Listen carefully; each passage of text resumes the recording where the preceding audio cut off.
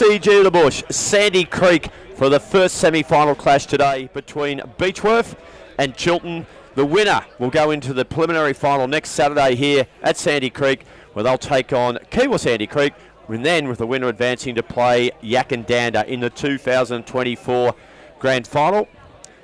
Yep, I think. Are you happy with that, Legs? Down a little bit. Yep. John, welcome.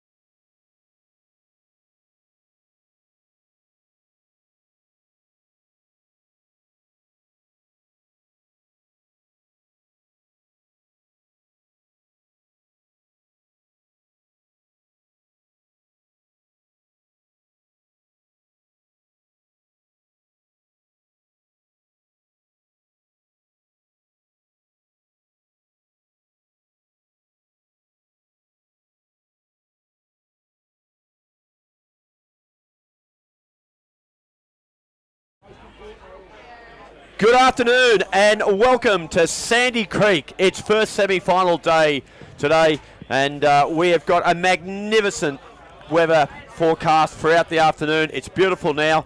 I'm Robbie McKinlay, and joining me in commentary today, I've got Adam Mudra, who will be coaching the Barnawafa Tigers next year, formerly a Kiwa Sandy Creek Premiership coach. I've got Scotty Fraser. He's out in the middle of the ground. We're going to catch up with him very shortly. Tallangatta Premiership player from 2000 and played in the last time Tallangatta played in a grand final, which was way back in 2010. Of course, Tallangatta winning yesterday to qualify for this year's decider. And I got my mate Scotty Montgomery alongside me in commentary today. Monty was down at Cororowa yesterday for the Ovens and Murray clash, and we're all set to go here. Things are looking pretty good so far. We had a few hiccups yesterday. That's okay, but first of all, we'll go down to you, Scott Fraser. You're smack bang in the middle of the MCG of the Bush. How's it looking, brother? Absolutely beautiful, boys, and compared to last Sunday, it's an absolute pleasure to be here too. Beautiful temperature here at ground level.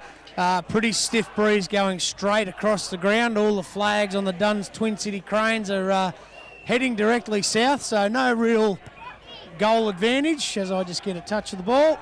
Yeah, we're about to have the coin toss, and we'll let you know who's going which way soon. All right, well, Scotty Fraser will be down there doing his best boundary side for Ready Group Equipment Sales. Of course, pre-game is for our great friends at Regional Ag and Construction.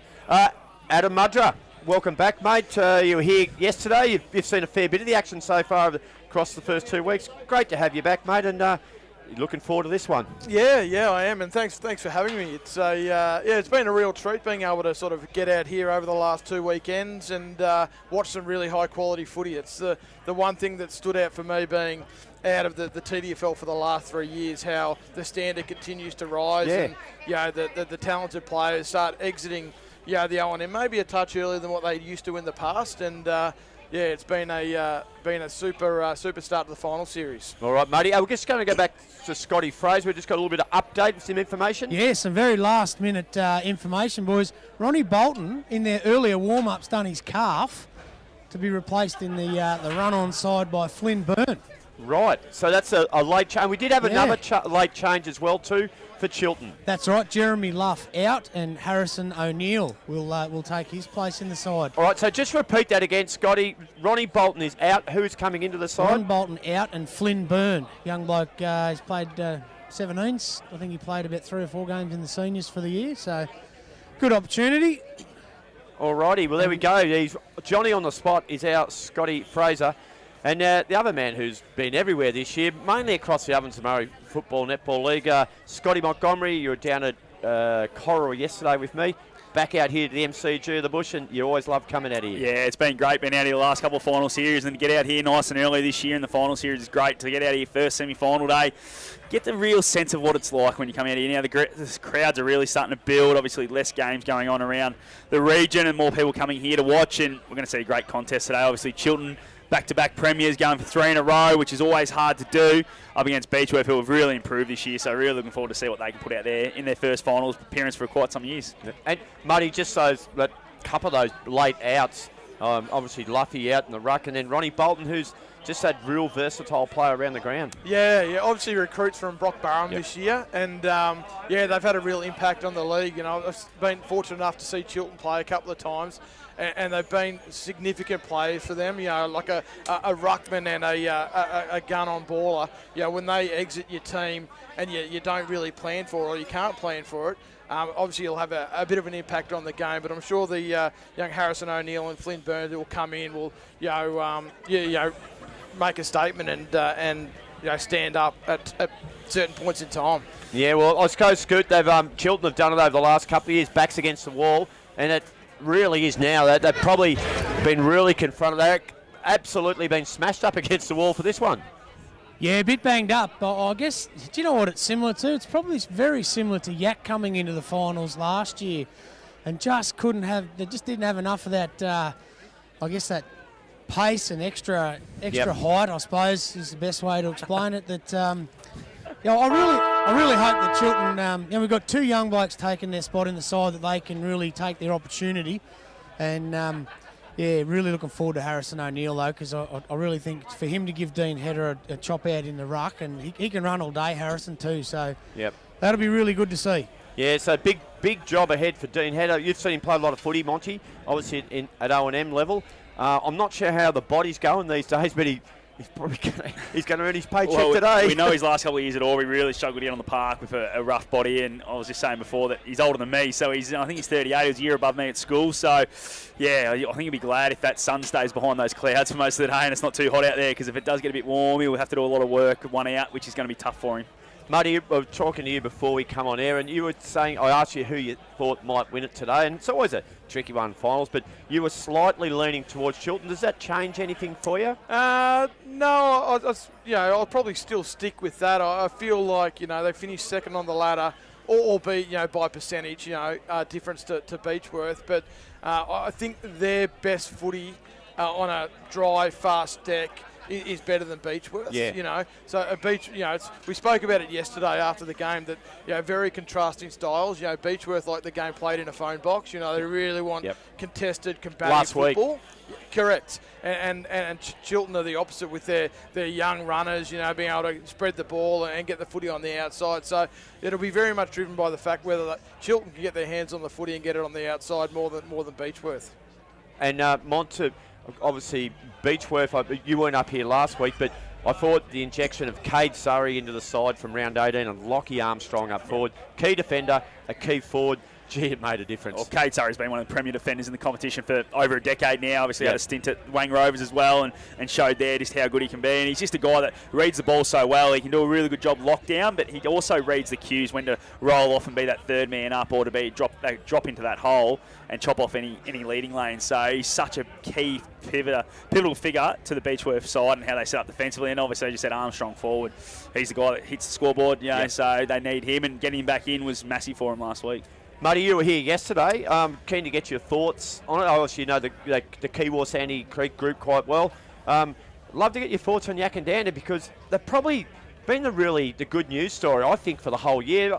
In some quarters, I thought they might have dropped back a little bit this year, but I think is it 17 in a row now? Yeah. And look, momentum's a key thing in football, and they've got it in spades at the moment. The thing that really impressed me about them was their back six. Really unheralded in terms of when you look at their names, but the way they defended, Kiwar the previous week against Chiltern looked super potent in their front half. Newnham kicked 6. There were a few others who bobbed up. Hogan, kicked a couple, but from the moment the ball bounced at the start of the game, Newnham had to go into the middle of the ground to get himself into the game. Was well blanketed, by Nick Houston. 1v1, but also had a lot of support. But the back six, yeah, they were super. Yeah, Casey George, one of the Martin boys played key back. They were super, and everything that went forward got chopped off and came back with a little bit of interest. So they were great in the back half. Mont, you were telling me as well, yesterday we're travelling back and we were talking about Yakandanda. We heard the news they got through, and you've been talking to a few people during the week, and a bit of a similar message was coming through to you as well. Yeah, absolutely. I've worked with a few boys that play for various clubs within Tallangatta League, and they just thought that Yak's probably the best side in it because they haven't really got a drop away on their list. Sort of once you get to number 10, they're all pretty consistent. Whereas a lot of teams get to sort of 15 and really drops away dramatically. So that's the word coming from a lot of clubs around the league that just Yakandanda's evenness across their whole list is so good, and you can see that by even just looking at their 2 side that are through as well. That is so even in that, and there's some guys that have played some finals in the last couple of years for Yak that are playing in that reserve side now, so that's why they've improved as well, because they've been able to add to the top end of the list, and it's sort of filtered everyone down a little bit. So yeah, that's why they're going to be so hard to beat in a couple of weeks for whoever gets up next week. Yeah, or we're not too far away from the coin toss here. It's pre-game for Regional Ag and Construction. You've got myself, Robbie McKinlay, Scotty Montgomery, you just heard his voice, Adam Mudra, and Scott Scooter Fraser. He's going to be down boundary side today for Ready Group Equipment Sales. Hey, just a bit of a shout out too for our live stream partners too.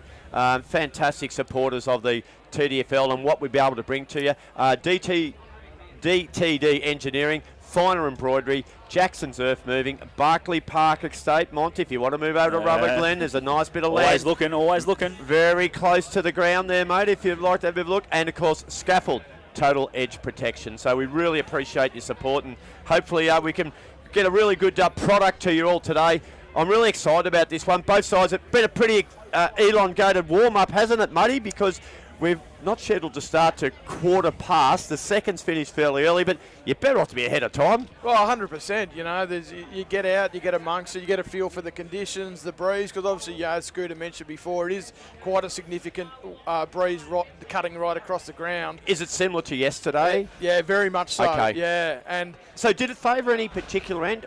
No, it didn't. Didn't. Yeah, like I said, it just cut across the ground. It impacted the game by which side of the ground you were attacking and defending. So obviously, you know, the far side of the ground or the scoreboard side is the defensive side, and particularly in the last quarter, we found that Kiwa or Yakandanda's defensive model allowed them to hem the ball on the far side of the ground, which obviously allowed them to defend for longer periods of time. And Kiwa, unfortunately, just weren't able to get the footy onto the open side and attack from there. So it'll play a role in the game depending on what the scoreboard tells you.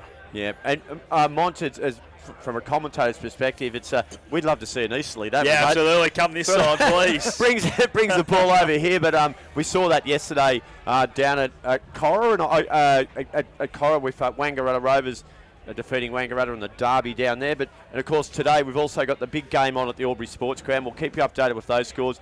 North Albury taking on Wodonga, and I drove past the ground there on my way here just before midday. Oh, gee, there was some people and crowds around there too, and like we've got here today too, this is a good crowd too. You're seeing cars parking up the hills, always a good indicator, and we're about, as I said, we're just about to have the coin toss, so Scooter Fraser will be out there for that. Before we do, I might just quickly get your tip again, please, mate. I'll say Chiltern by 3 points. Chiltern by 3. Yeah, I'm going to go with the upset. I'm going to go with the Beachy Bushrangers today. I just like what they're doing. Obviously, Campbell Fendick winning another Barton medal during the week. Yeah. You've got the Surrey boys who have been around for a long time, played a lot of footy. I just feel they might be a chance, especially with those 2 outs in Luff and Bolton, who we know are so massive for the Chiltern side. Well, I'll hold back on you, Scoot. You can take the coin toss, mate. Then we'll get a tip after all that. Ken Fendick, Benny Mason and Jaden Vandermeer in the centre now. Ready for the toss of the coin. A lot of handshakes going on, plenty of umpires. It's in the air. Cam Fendick has won the toss. And he's decided to go to the Pony Club end. The Upper Sandy Creek Road, the right of the screen. And your tip, please, Scoot. I'm just those late outs for Chiltern just worrying me, boys. I thought they might have had the firepower, but I just think the Beechworth Bushrangers might get the ascendancy early and hold on. I reckon it might only be a couple of goals. Yeah, I'm really undecided on this one. I've got extra You're time. going to sit on the fence again, aren't you? Yeah. You're so good at that. I've got extra time coming through my veins at the moment, but I'll go with Beechworth just. Yeah. Yeah, All just. right, there you go. So we're not too far away from a start here. Umpires are out there, good crowd. Ground looks great. As you said last week, Muddy, was a bit of a slippery sliding affair, and both sides for Goona and Beechworth had a crack, but I thought Beechworth loved those conditions. Yeah, they do, and very, very from a distance, or very symptomatic of their leader. You know, when you see Tommy Cartledge go about his footy, it's hard not to see that lead and follow it. So I feel like that. If the game gets into contest more often than not, I feel like that obviously plays to Beechworth's strengths. But it'll be a really exciting, interesting encounter. And I reckon that might be young Flynn Byrne we're seeing out there, the blonde-headed boy in the green boots, the young fella. So he's stand out at least, easy to call, Robbie. You don't mind a stadium when they look like that, do you? We love that, or maybe set a tats or a ball head on him. But the old vote catcher. So I don't know whether you get votes on days like this, but it'll help. So no, we're all set to go. Both sides taking up position. First quarter action is going to be for Elders Rural. We've just finished pre-game for Regional Ag and Construction. And very shortly, you'll be hearing the voice of Scotty Montgomery as we're about to start here. First semi-final, so the winner will progress to Saturday's preliminary final against Kiwa Sandy Creek. Yakandanda got the points yesterday. They're into their first grand final since 2010, and we're all set to go. Here's Scott Montgomery. TDFL first semi-final day. Do or die clash here. It's going to be an absolute ripper. We're going to have Love taking on Header at the first bounce. Umpires ready to go now. Dano and Will about to do battle and get their teams under the way. Header gets up early, but give that one to Love. Balls is fumbling around in the circle. Now it pops up. Love just gets a tap on it. Cartledge smothered off his boot by Mason. He gets it back and kicks it inside 50. Diving attempt, but it goes past, and Lappin now for the Swans has it. Gives a handball backwards and finds its way to Stevens. Goes looking and misses the teammate, and it was Anderson. And it's out of bounds over next to the scoreboard. And away we go. And Adam Mudger, what'd you see there? Good start there by the Beechworth Bushrangers in the middle. Yeah, Tommy Cartledge in contest, so hard to beat. All right, there we go. Back in. It's a bit of a short throw. It's been a hold. So free kick is going to go the way of Big Dean Header. And he's just going to come. He thought about going to Benny Mason. He goes to the middle of the ground. He finds Lappin. He gets quickly closed down. Handball was thought about to go into Hibberson. Lappin goes to the right-hand side of the ground. A good grab taken there by Nick Stevens for Chiltern. Kicks it inside, forward 50, and a mark has been taken by Ben.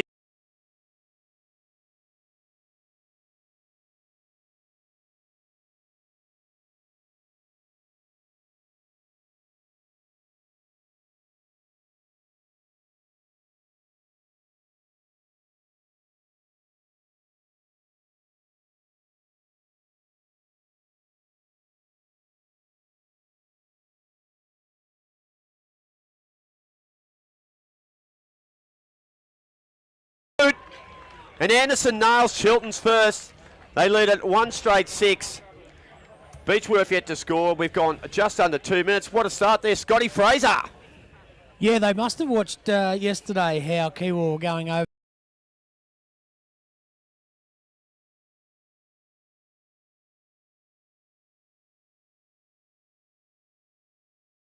Because it's a dead footy on that far wing. 2 minutes gone on the Japo Dunks clock, and we've got one straight to the Chiltern Swans, yet to score Beechworth thanks to the Commercial Club. Header wins that one. Tackled straight away is Fendick, the Barton medalist. We'll have a repeat stoppage. Ball's gone about 5 metres the way of Chiltern. Looks like Mitch Hemming might have a bit of a job on Fendick too. He's paying a lot of attention in there. Is that man Hemming dispossessed? He's going to get caught holding the footy. Probably a little bit stiff there, but the free kick's going to go to Cartledge for the Bushrangers. That's what they were like yesterday, boys, so hopefully it's consistent all day. Cartledge now heads towards centre, forward, looking for a teammate, getting out the back there, Stone. Anderson's done well there to get back quickly from his wing, kicks it around the body. Who's going to get there first? It's going to be the boundary line who wins it, just in front of Clancy Ellett. He's obviously started well, Chris Anderson, in that modern-day wing role, pushing forward, taking a mark at a +1 in the back half. Yeah, Tommy Cartledge impacting the game early. Gee, he was big in the second half last week, I thought, for the Bushies. And we've still got a bit of congestion out there on that far side of the ground. And umpire Mason Ring, who was called into action yesterday down at He was Cora. off the bench, wasn't he? Had to strip off. Yep. When the umpire doing looked like a calf or a groin, so Mason was called into action. It's going to be Double pay for the weekend. Yeah, for Mason. good pay weekend Love for that. him. Here's Fendek. Kicks it inside forward 50, but no one at home for the Bushies, and they'll transfer it pretty quick. It ends up with Lappin. Lappin off half back. He heads to the attacking side of the ground. Great shepherd there provided for Clint Van Claveren. Oh, he got a high one. It was a little bit late, and I still thought it might have been fair game. You sort of can't clip someone across the shoulders at any point there. Monty, it's going to be a boundary throw in, and might have got away with one there. I love Bushies. seeing that, the umpire. Just let it go in a final. This big Dino goes at it again. Oh, there's that man Fendick inside 50. That's his second one for the day. Ash Van Claveren tackled straight away by Austin Fendick. Umpire blows the whistle pretty quick again. We'll have a ball up just inside the Bushrangers. Forward 50 here. They're pressing. Just need to make sure they find an option. Ball tossed up. Header in love. Header gets it now. Finds a way. Finds it to Cooper. Cooper gets it to Hibberson, who's going to give it back to Cooper. Kyle's on the run and now kicks down the line, looking for a teammate. That's a good kick, but dropped there by Curtis. Ball now falls away. Who's going to be the one that's clean? Finds its way to McLean. Curtis is down there again for the Chiltern Swans, and he's going to get the free kick as it carries on a little bit off the ball. But Curtis will have it. He's about 85 from home, and he's going to give a handball receive now to Cooper. He's trying to get his hands on it early. Cooper's going to go to centre forward for a teammate. He found one, and it's a nice hands there from Jones. Jones, 60 from home, goes inside 50, looking for Dorlan. It's a great hit. Smart play. Got it moving quickly, and inside 50 they went again. I think that's the second time Ben Jones has taken the mark just outside 50, lowered his eyes and just executed. You know, hit Chris Anderson and now Mark Doolan right on the chest. That's Adam Mudra, thanks to Aubrey Odonga MG. Doolan, we know he's a September specialist.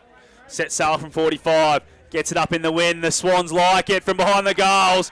Put that one down for another major for the Swans. That's 2 straight 12. Beechworth yet to score on the Commercial Club scoreboard, and we've gone 5 minutes on the Jeppo Dunks time clock. The other player who started really well for Chiltern and is really important to them is Cole Cooper. He started to get his hands on the footy. He was great last week, but I feel like he's really putting his stamp on this contest early. Yes, indeed. See, that's a crisp start, and just the delivery. Particularly, you mentioned Benny Jones there. A couple of bullet-like passes have got the job done. So Doolan gets 58th goal for the season. There's an infringement inside the square, so you don't often see that. Header dishes off the handball to Hibberson. Hibberson's kick.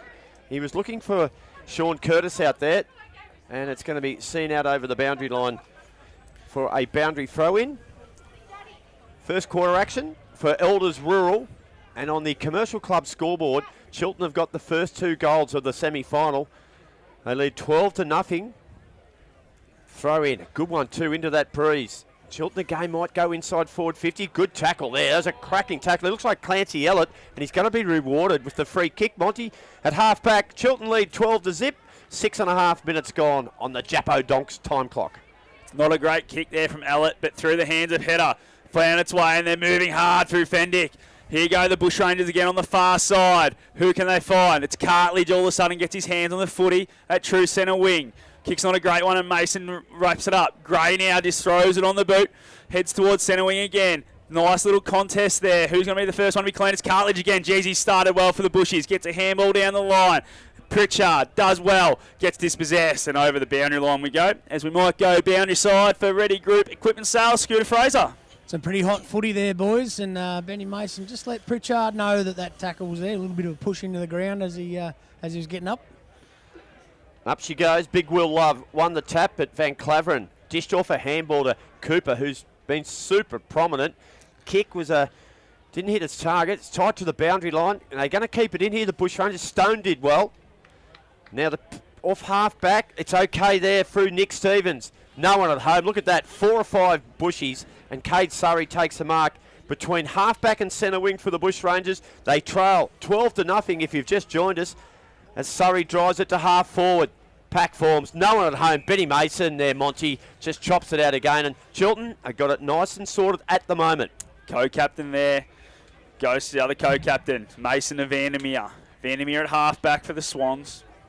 He's going to go back to Mason, who's just in defensive 50. He gets moving pretty quickly to find Finn Lappin. They've got options out this side. He's got two of them, and he'll go to Gray.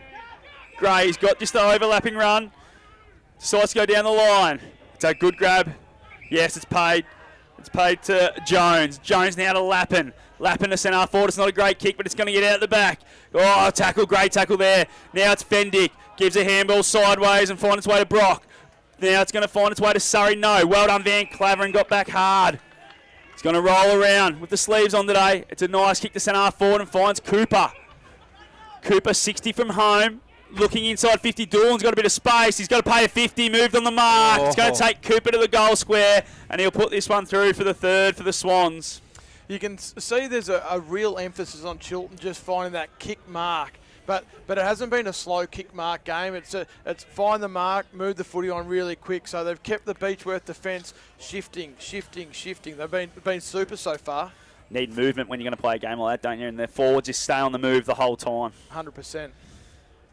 As Cole Cooper from the top of the goal square shouldn't miss this one. And he makes the umpire work a little bit, but he's put it through for a Union Hotel goal today. Cole Cooper kicks his first. That's the third for the Swans. They're 3 straight 18. Beechworth yet to score on the Commercial Club scoreboard.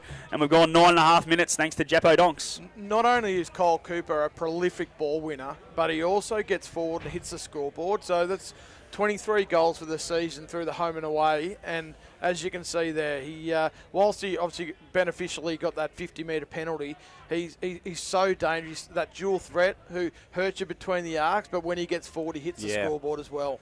Around the grounds scores from the Ovens and Murray elimination final there. North Albury made a good start, 3-2-20. They lead the Wodonga Bulldogs 1-1-7. Talking about good starts, we've seen it from Chiltern, the defending premiers. Fendick was sat on his butt as he kicked the ball to half forward. They lead 18-0. Chance here Fendick was in there again. Now here's a chance for Cartledge. He's really carrying them on their back at the moment. Has he got one high? He has, and well, he's going to be some chance here perhaps, Muddy. When you play the footy like Tom Cartledge does, you challenge the umpires to make decisions. And I think that's what he did there. He played on. He got a good bit of it. Cartledge goes long. It swings to the left-hand side. Minor score. So the Bushrangers, after almost 11 minutes, are on the board. They trail Chiltern. 3 straight 18. The Bushies are one behind. Here's Scotty Montgomery. This ball now is going to get transferred to Gray. Gray's deep in the back pocket. He's gone short to Mason. As Adam Mudra mentioned before, just want to play that chip mark game at the moment. And that's what they're doing out of their back half. In the back pocket is Mason. He's going to go short again. Finds a teammate in McLean. Had the fresh shave, I reckon, during the week, did Mitch. Gets moving now. Goes short again, and it's a beautiful kick. Oh, dropped the mark there. It's not a good one. It was O'Neill. Come in late inclusion. Well done, Cooper. To the other late inclusion in Byrne. Byrne now. That could be a free kick down the ground, but no, umpire says play on to Anderson. Ball's going to go inside 50. Oh, well done there, Surrey. Not a great kick, but it's turned over. Mark's being taken now by McLean. McLean gives a handball. Moving quickly was Hemming inside 50. He's found a teammate. The umpire says no, play on. For Gleeson. Oh, no, he has paid it. Late whistle there. Gleeson's taking the chest mark. 25 out, straight in front. They've just been able to get through that first layer of defence and lower their eyes and find loose plays through the corridor. It's probably a real opportunity for Beechworth. You know, they've got to get their defensive stuff right. Got to get a 1v1 look, and they haven't been able to do that often enough yet. As Dion Gleeson is on the move now. Sets sail for home. Doesn't like it off the boot. It's a bit of a worm burner mongrel. It's the first blemish to the Chiltern Swans. It's 3-1-19. Beechworth 1 behind on the Commercial Club scoreboard. And we've gone 12 minutes on the Jabbo Donks time clock. Good luck being on the end of that. Describe that one, Scooter.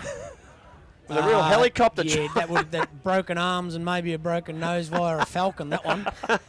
Fendick Brad couldn't hang on to that one.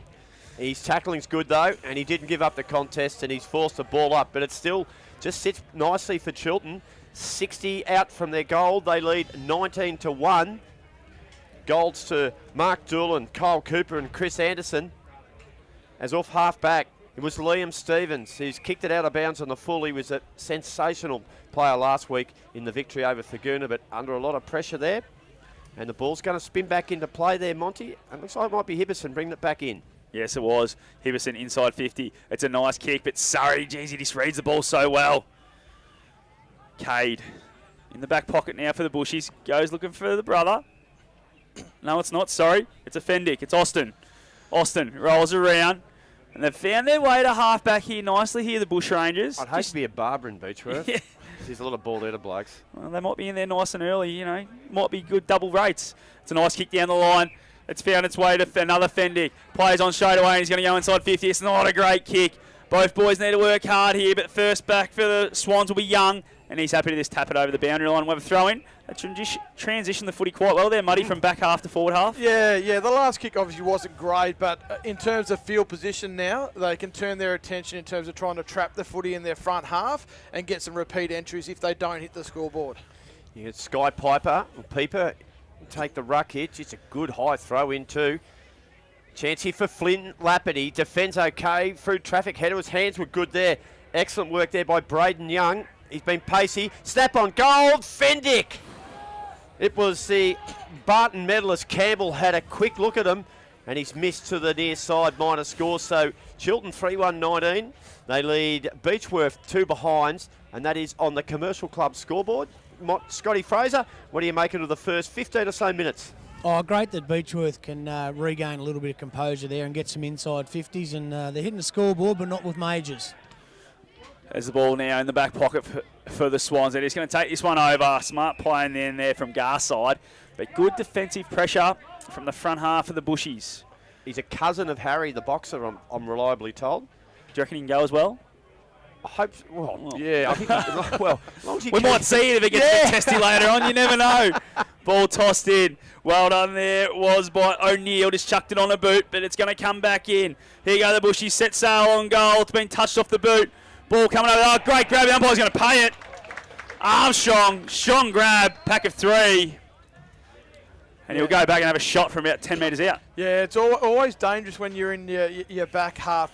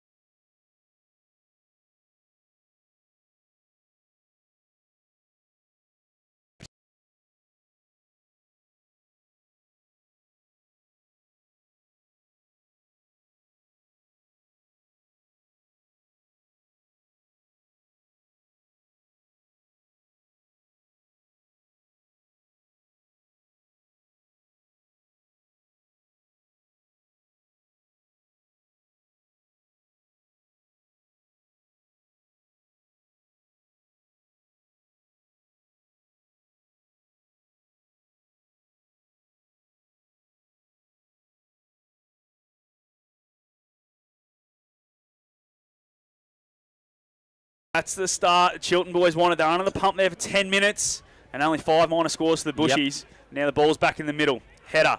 Hibberson. Header goes and gets it. Gives a handball, but no, the umpire said you didn't get a good enough connection on it. And Love's going to get the free kick. Love is going to give a handball to Cartledge. Cartledge just gets it on the boot, goes to half forward. It's not a great kick, and Lappin read it beautifully. And he takes the intercept mark. At centre half back. He's got an option sideways. But he's going to go a bit longer towards centre wing. He's looking for Ash Van Claveren and Gleeson. Gleeson nearly takes the grab, and now Van Claveren at ground level goes to work. Fendick wraps him up, and we'll have a ball up right in front of our man, Scooter Fraser, who's boundary side thanks to Ready Group Equipment Sales. Could have been a free kick to Gleeson there. Had his head wrapped up in the arms, so the umpire couldn't see it on the blind side. Oh, nice little dish off there was superb by Pritchard to Fendick. The bald-headed version, and it's a great tackle there. I think Cooper was involved, was he? He was indeed, and so was, looked like it was Ash Van Claveren as well. Brad Fendick, handballed on to Cam. Now back towards Benny Jones, and it's going to be another ball up. So they're holding their nerve here well, Chiltern. They're defending very well indeed. They lead 25-5. That's on the Commercial Club scoreboard. Here's Brad Fendick, back to Cam Fendick. Come on, Austin, where are you? There he is. He might get involved here shortly. He will. Austin Fendick got it. Handballed it back to Armstrong. On to Cartledge. And Beechworth get there first. Just what the doctor ordered. How about the work from the 3 Fendick lads? And Cartledge ran in and banged it through. That's what captains and coaches do. Muddy? It felt like we were just in the backyard in Beechworth with the Fendick boys. Just one to the other, and then Tommy Cartledge came in and ruined it for it. But no, he's like we mentioned before, he's a super player, and he just keeps turning up. You know, just there, whether it's to lay a tackle or a contested footy or get the end of a handball chain and really made the most of his opportunity in the forward 50. And he's one of those guys, doesn't come out of the middle too often, does he? He just plays all day in there, probably 90% of game time, a little bit on the bench, but he's just a battler and just keeps going. As there he goes again. Cartledge gets the next clearance, gets it inside 50. Who's going to be there? Armstrong through his legs. Mason now for the Swans. In the back line, it's a nice kick, but he misses the teammate, and it's going to come straight back in through Cartledge again. He gives a handball back to Campbell Fendick. Inside 50 goes to brother Austin. Just fell in his lap. He was in front, first to move.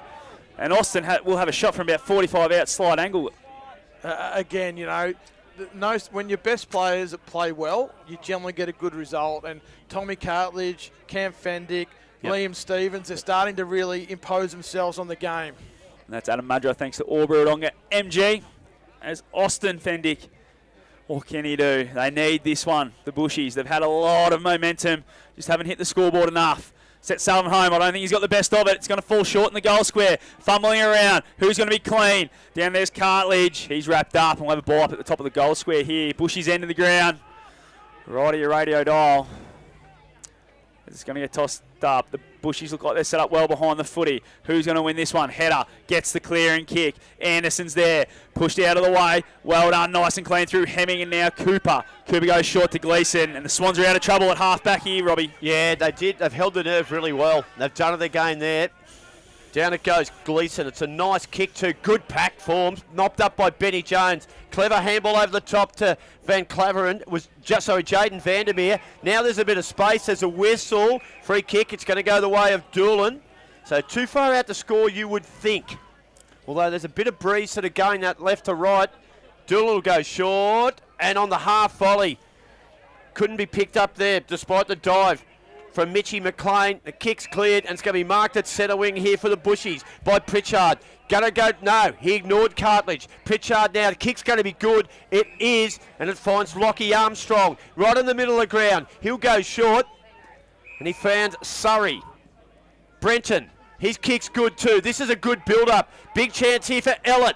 Didn't decide to play on. Goes short again, and big Will Love mark. So what a build-up there, Adam Mudra. Yeah, there was a bit of Chiltern about that lead-up for Beechworth. They were just lowered their eyes, found a mark. Handball back to Ellett from long range, open goal square. Misses.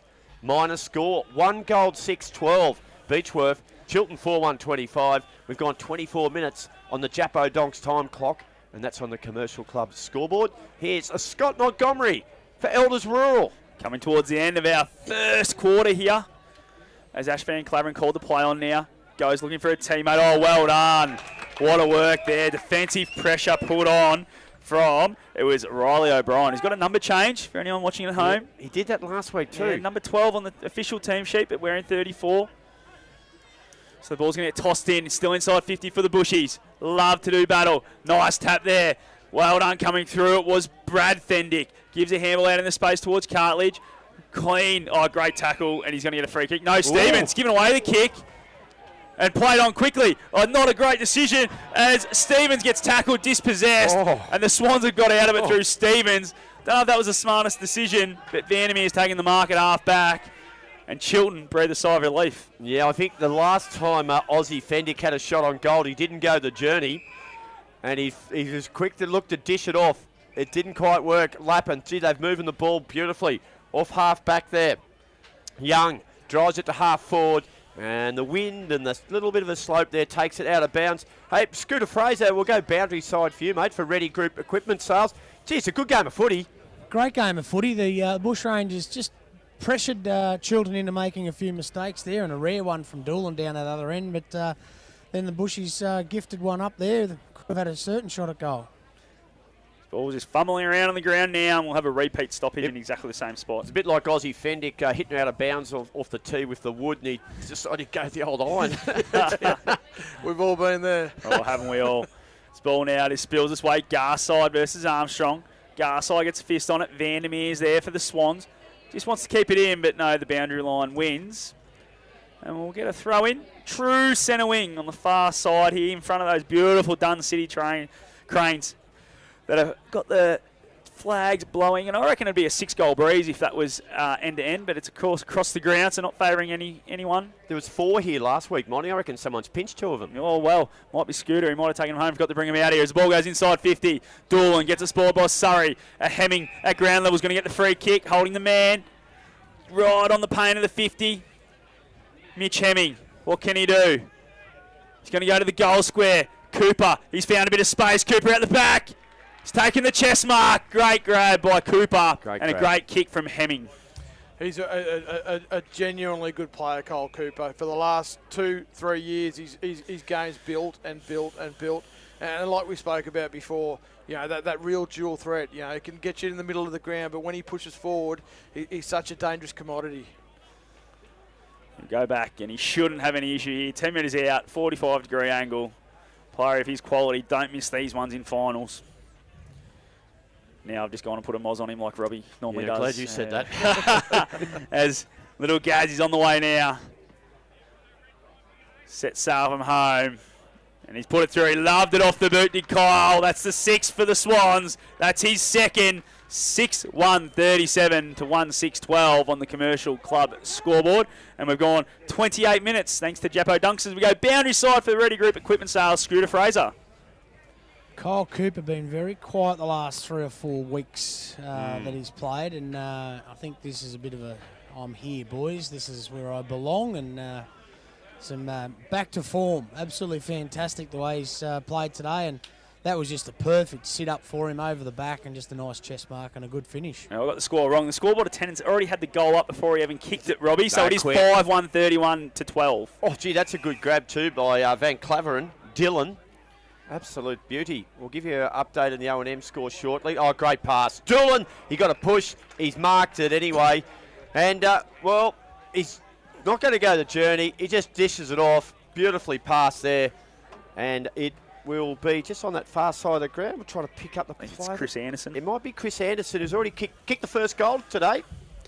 Yeah, it was great play by Dylan Van Claveren. You know, that mark on the far wing, and then, you know, laced out Mark Doolan coming at him. Here's Anderson. On the siren, after the siren, he nails it. Bang, straight through. Anderson has 2. Kyle Cooper has 2. Mark Doolan has 2. And it's a Union Hotel Goal of the Day contender right on the siren. That'll extend the lead out to 25 points. It's Chiltern, 6-1-37. They lead Beechworth 1-6-12 here at Sandy Creek.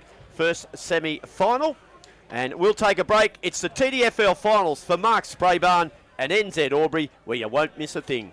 We'll help you get the job done. We'll make your job a smooth one. Dunn's Twin City Cranes.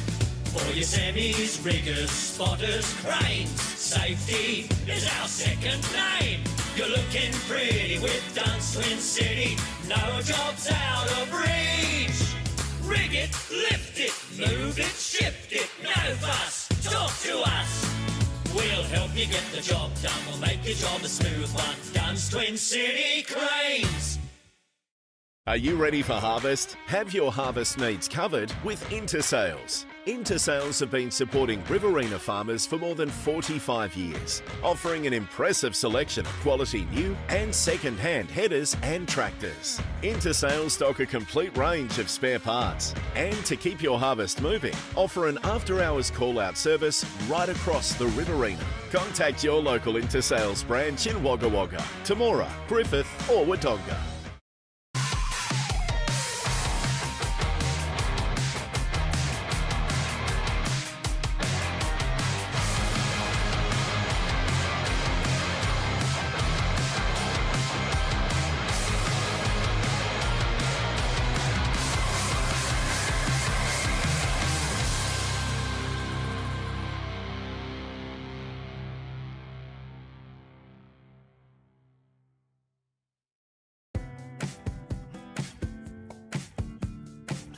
Finer embroidery is in the fabric of our community.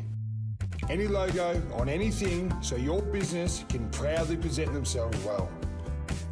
Embroidery that adds that personal touch that doesn't break the bank. Join the Finer embroidery community today.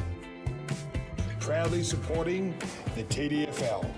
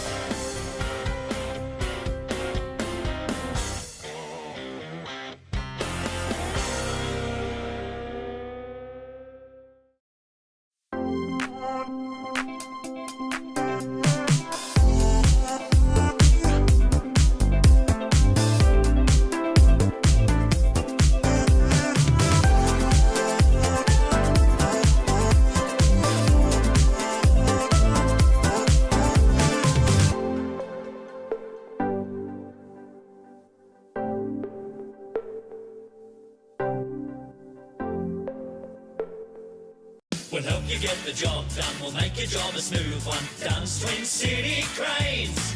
For your semis, riggers, spotters, cranes. Safety is our second name. You're looking pretty with Dunn's Twin City.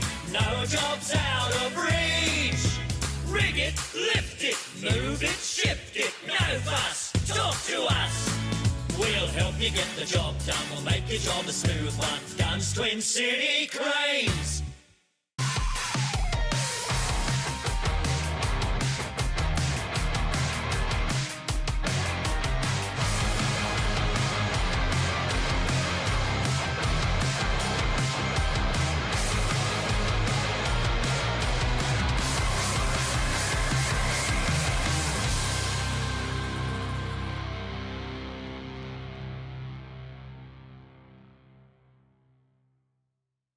Offering an impressive selection of quality new and second-hand headers and tractors. Intersales stock a complete range of spare parts, and to keep your harvest moving, offer an after-hours call-out service right across the Riverina. Contact your local Intersales branch in Wagga Wagga, Temora, Griffith or Wodonga.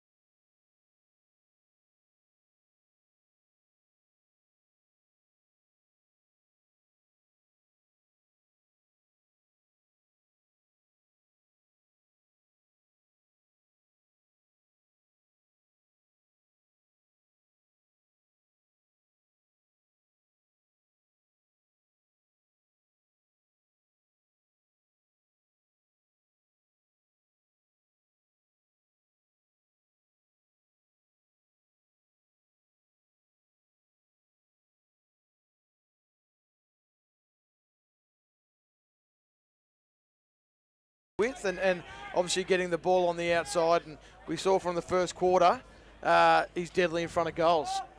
He was a good young fast bowler in his day, young Ando.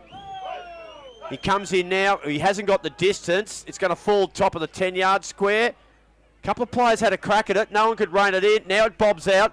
Riley Stone was there. Good smother there by Cade Surrey. And the other Surrey, it is Brenton, says, I'm going to knock it through for a behind. And a pretty good decision with that amount of pressure as they take a quick kick in. And, good fist. A brilliant fist there from Mitch Hemming. It'll be a boundary throw-in. Ball, importantly, stays inside forward 50 for the Swans, Mont. Yeah, unbelievable there, Mitch Hemming. He's worked hard today. He's got the job, I feel, on Cartledge, who started this game like a house on fire. Been a bit quiet to start this second quarter. Ball tossed in. Nice tap there by Brock. Wrapped up straight away as Brad Fendick. Mason nearly copped the Falconby. Too sharp there, Mason. Way too sharp. The ball's tossed up. Oh, getting up nice and early there was O'Neill. Caught was Cooper by Fendick. And we'll have another ball up inside 50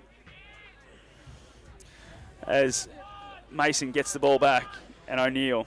Got a good leap on him, this young O'Neill. He gets another hand on the ball. Brad Fendick tracks the ball. Jones is there for Chiltern. Ball bobbling around now. Fendick a prize attack. O'Neill. Quick kick inside forward 50. Riley Stone was good. And he's found Tommy Cartledge between halfback and centre wing. Kick's going to be good, and it is a beauty. Finds Lockie Armstrong. Come a long way down. Plays on. Runs his full measure. Kicks it towards half forward. And it's marked here. A chance here for the Bushies through Pritchard to drive it.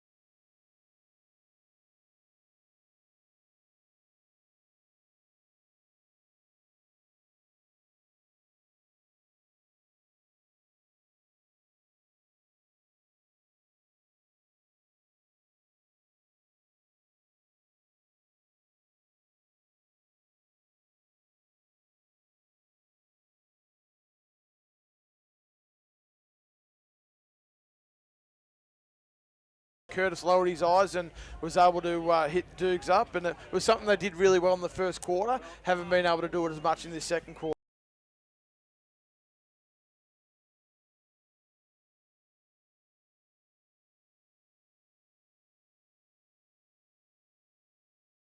Score takes them to 6-3-39, 3-7-25. That's a 14-point lead to the Chiltern Swans on the Inspirations Paint scoreboard, and we're gone 19 minutes thanks to Jappo Donks. Oh, no, he's kicked it out of bounds on the full from the kick in, and it just had a little bit too much pepper into the breeze, and it's gone over the head there, and it's going to be a shot on goal. Very tight angle. You've got a great look at it here if you're on the live stream watching us. Hard kick with the breeze. Yeah, Jaden Vandermeer. He'd almost have to go at... Oh, he's going to go the goal post and the point post right side, I reckon. Yeah, now he decides to go short, and it's knocked away by Brad Fendick. Here's a chance, so Jones, did he have it? Play on to call, ducking underneath it, knocking it out. Trying to knock it out was Jacobson.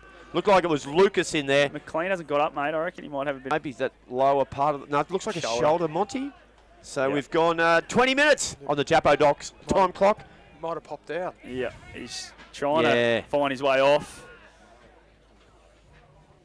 As the ball now goes up. Oh, look at that, Cade Surrey. Your class comes to the top in those sort of situations. Kick's not a great one, but turns over. Ash Van Claveren for the Swans. Goes to half forward. Oh, great contest. The two coaches go at it. Love seeing that. Cantley, they both jump straight back up. Off the ground by Hemming. Brad Fendick gets it on the left boot around the corner. Going back hard was Claveren, but it gets over their heads. It's going to find the boundary, I feel, as Garside. Very, very happy to see that one over. Yeah, they did a really good job, Chiltern, there in terms of just building that pressure and keeping the ball in their front half. Now, obviously, the footy's more in Beechworth's half. You know, obviously, got to defend a little bit and get it back in their forward 50. Toss in, a bit of a flat one. Dean Hedder has a bit of a sort of karate kick at it. Campbell Fendick. Love's popped his shoulder, boys. He has and too. his shoulder's gone out. Coming through hard. There was Cartledge. Finn Lapham was good. They mopped up nicely to Benny Mason, who's been fantastic. Kicks a good one. Looks for Gleeson. Gleeson got a good bounce. He trapped it okay too. Now he's under a bit of pressure. Got through that. Kick's going to be good. It is. Found Van Claveren. Centre wing. Far side of the ground.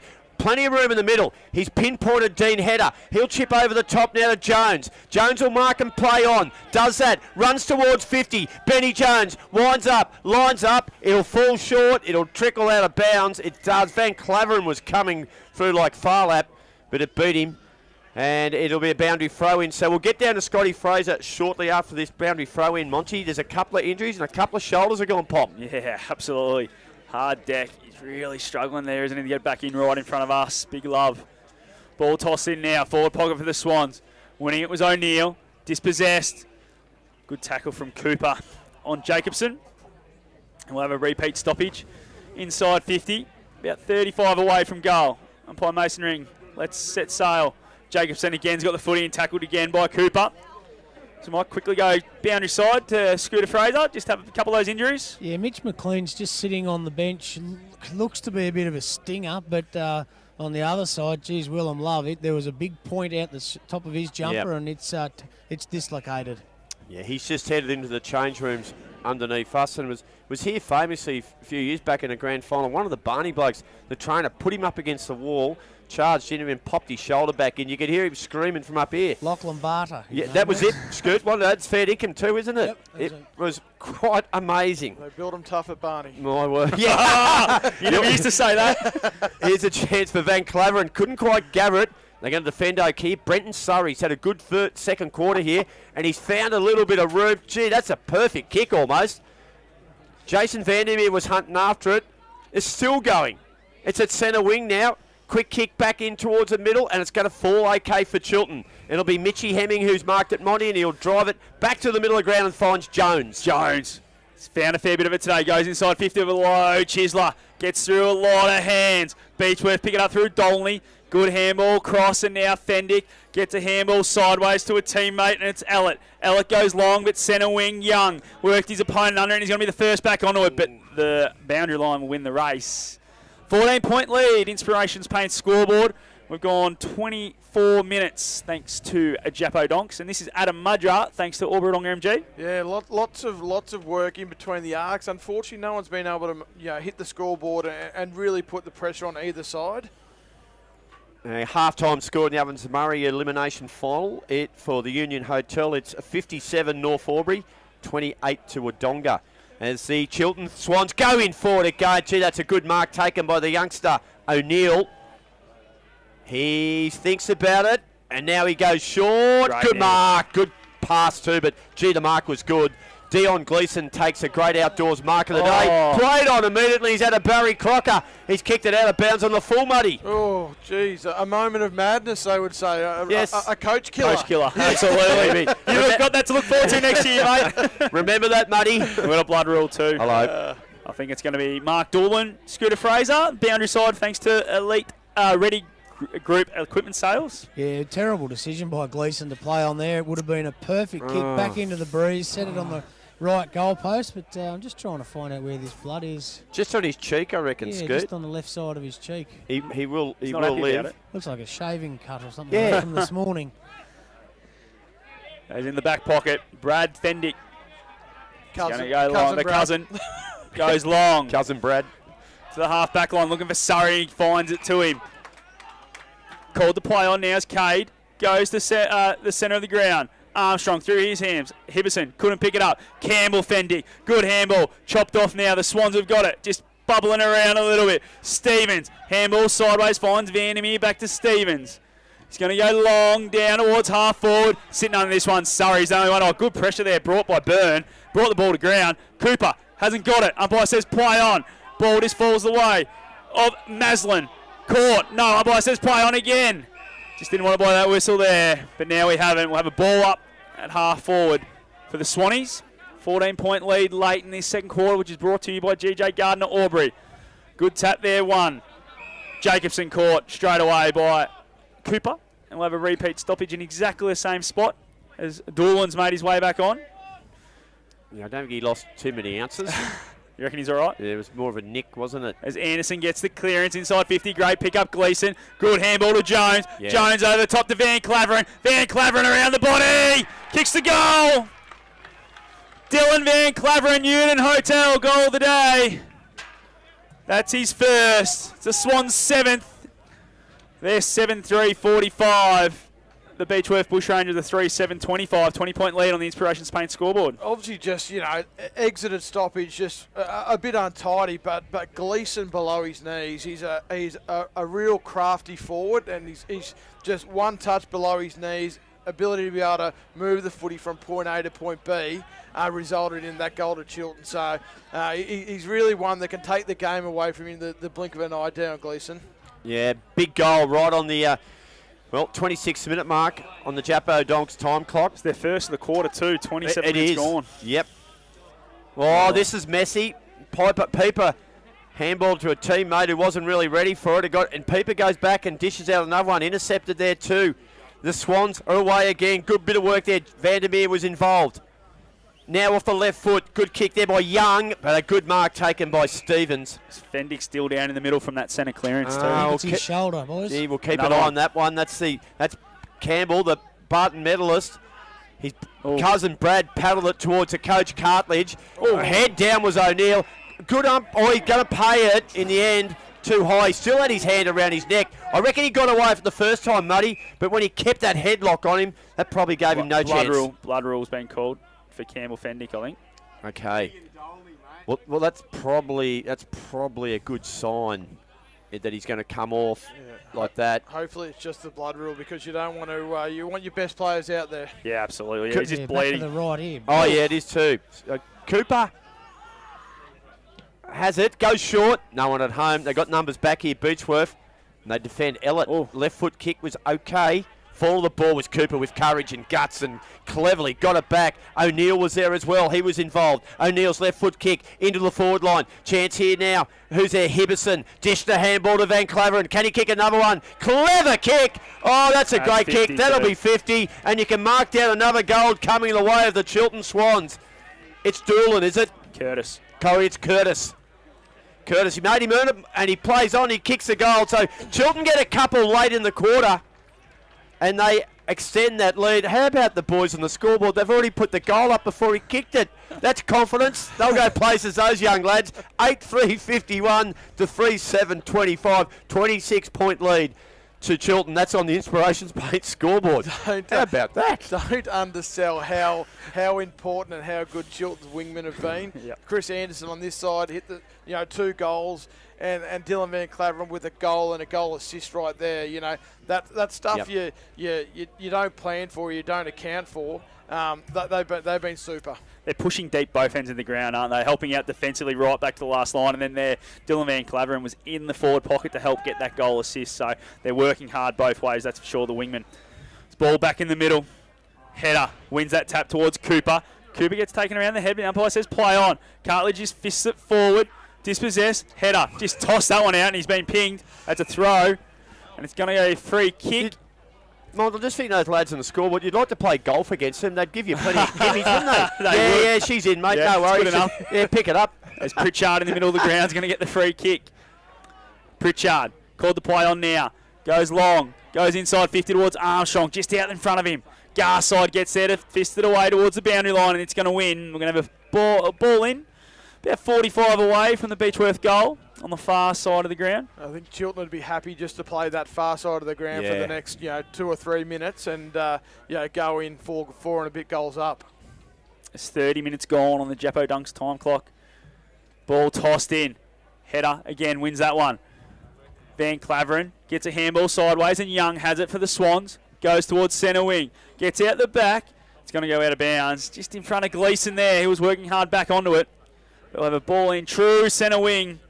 Nearly 31 minutes gone. Thanks to Jeppo Donks this second quarter. Thanks to GJ Gardner Aubrey. And, of course, that Inspirations Paint scoreboard with the quickest score attendance going around. It reads a 26-point lead to the Chiltern Swans. Yeah, you got to keep an eye on them, Mont. They're quick. They got me earlier. They got me. They are smart, smooth operators, the lads. So they're having a little bit of trouble getting the ball back into the boundary umpire. We're just going to try to recheck that. Scooter Fraser, we haven't checked him with you for a while down there for Ready Group equipment sales. What are things looking like on that injury list? I haven't seen either of them come back out yet, boys. Okay. I'd sort of love to go in the rooms and see what they're going to do to Willem Love's shoulder. Well, you're sort of the king of Sandy goes. Creek, mate. That is the half-time siren. Good game of footy. Chiltern, after being challenged for most of that second quarter, finished well. They kicked the last 2 goals after Beechworth had kicked the first 2. Half-time lead. It's Chiltern 8-3-51. They lead Beechworth 3-7-25. It's the TDFL finals for Mark Spraybarn and NZ Aubrey, where you won't miss a thing. We'll help you get the job done. We'll make your job a smooth one. Dunn's Twin City Cranes. For your semis, riggers, spotters, cranes. Safety is our second name. You're looking pretty with Dunn's Twin City. No job's out of reach. Rig it, lift it, move it, shift it. No fuss, talk to us. We'll help you get the job done. We'll make your job a smooth one. Dunn's Twin City Cranes. Are you ready for harvest? Have your harvest needs covered with Intersales. Intersales have been supporting Riverina farmers for more than 45 years, offering an impressive selection of quality new and second-hand headers and tractors. Intersales stock a complete range of spare parts, and to keep your harvest moving, offer an after-hours call-out service right across the Riverina. Contact your local Intersales branch in Wagga Wagga, Temora, Griffith or Wodonga.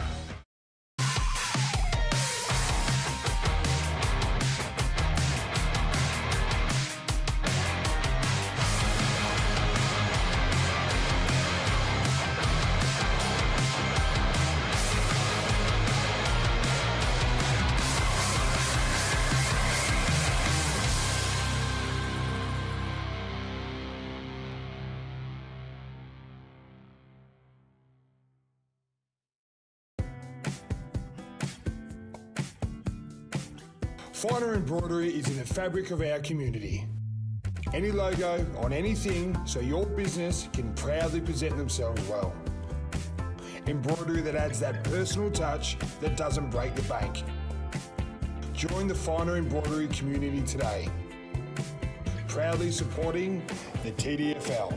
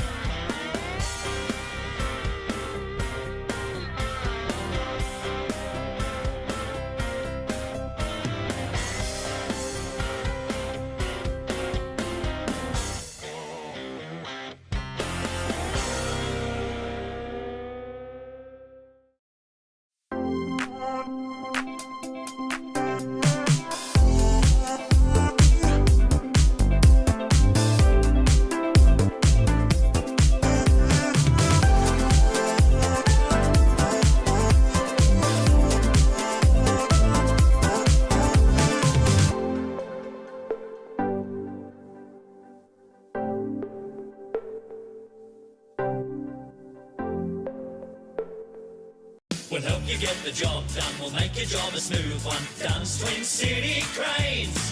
For your semis, riggers, spotters, cranes. Safety is our second name. You're looking pretty with Dunn's Twin City. No job's out of reach. Rig it, lift it, move it, shift it. No fuss, talk to us. We'll help you get the job done, we'll make your job a smooth one. Dunn's Twin City Cranes.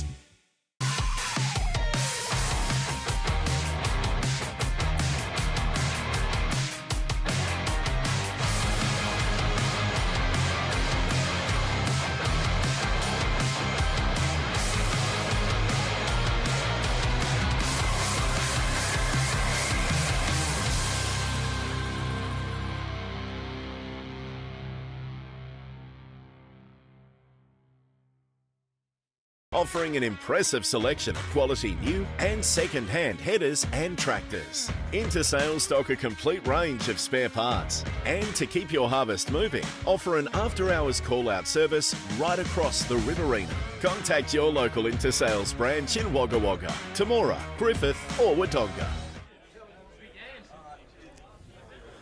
And welcome back to the halftime show. Thanks to the Shed Company. When details count on the Shed Company. We're here at Sandy Creek for first semi-final day, and it's an absolute beauty between the Chiltern Swans and the Beechworth Bushrangers. The score at halftime is 8-3-51 to Chiltern and 3-7-25 to the Beechworth Bushies. So a 26-point lead at halftime. And Adam Mudjo, we were talking off air, that second quarter looked like Beechworth probably controlled it and would have won it, but in fact, Chiltern won it by a point. Yeah, it didn't, particularly in the first half of the quarter. Beechworth really controlled the game.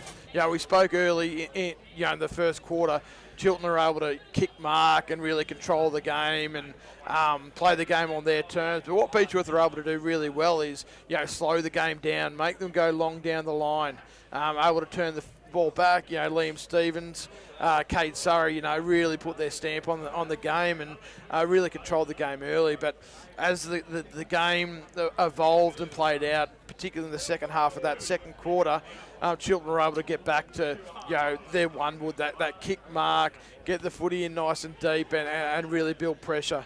I've been really impressed with their ability to be able to use the footy given the conditions. Yeah, absolutely. And it's, as you spoke about, that chip mark game, it's just they've been able to transition the footy from back half to forward half so easily, haven't they? And even when the Bushies have set up so well behind the footy, they're still finding that little short lead up that then they're going long to a big option down deep. Yeah, just being nice and calm and patient with ball in hand, particularly when in that kick mark situation, you control the game. You choose when you put speed on the footy, you choose when you slow the game down, and for large chunks of the game so far, they've been really good in that space.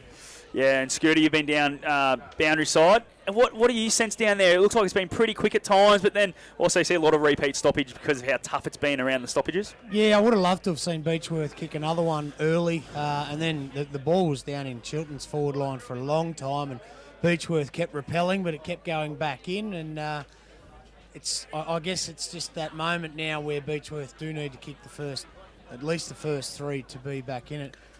Before I came up here, boys, I just ducked out the back to witness one of the... Oh, they didn't, did they? One of the unreal features of the human body.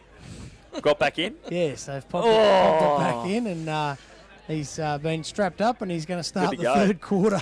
Jeez, that's Willem Love. Oh, that's big, isn't it? Mitch McLean didn't come out onto the ground at half-time there to meet the players and then go into the room. He went straight in before the siren even went. Yep. Actually, while I was talking to you, I looked up and he got out. So, I don't know whether it's a bit of a stinger. He wasn't hanging like Willem Love was, but... well, you could see him just trying to rotate it to pop it back in, couldn't you? Yeah, so that could be an AC, and they're not fun to do. No. But yeah, Willem Loves was definitely dislocated, and but I'd said to him, "You're right now." And he said, "Yeah, I'll be back out there." Yeah, it looked like, by the way he was trying to put it back in, it looked like he'd had previous experience. He knew what he was doing. He did. Yeah. He knew the right way to rotate it, didn't he? And just couldn't quite get it in the big fella. But that's good news for the Bushies if he can get back out there. Because I think it's been a pretty even battle between him and Header in the ruck. And obviously the midfield battle has been pretty big already with Cartledge having a lot of it. Of course, Campbell, Fendick, and then Cooper's really stood up in that first half for the Chiltern Swans. Yeah, definitely. And we spoke about it before the game that obviously Beechworth want the game played in contest, and in the first quarter they just couldn't slow the ball down. It was just getting out way too quickly, and they're able to move the footy from point A to point B. But like I said, particularly in the first 10 or 15 minutes, they were able to control the contest, get the footy in their front half, and as a result of that, they were able to score. So Love's going to be vitally important in that space. You know, you felt like that if Love didn't get back on the ground, that gives Chiltern a massive advantage in that stoppage space. Yep, absolutely. And I think we'll just quickly go through the goal kickers thanks to the Union Hotel. We've got a few multiple goal kickers on the Chiltern side with Dawn 2, Cooper 2, Anderson 2, and then singles to Sean Curtis and Dylan Van Claveren, while all singles to Tommy Cartledge, Lachlan Armstrong, and Skip Pieper. So they need to find an option.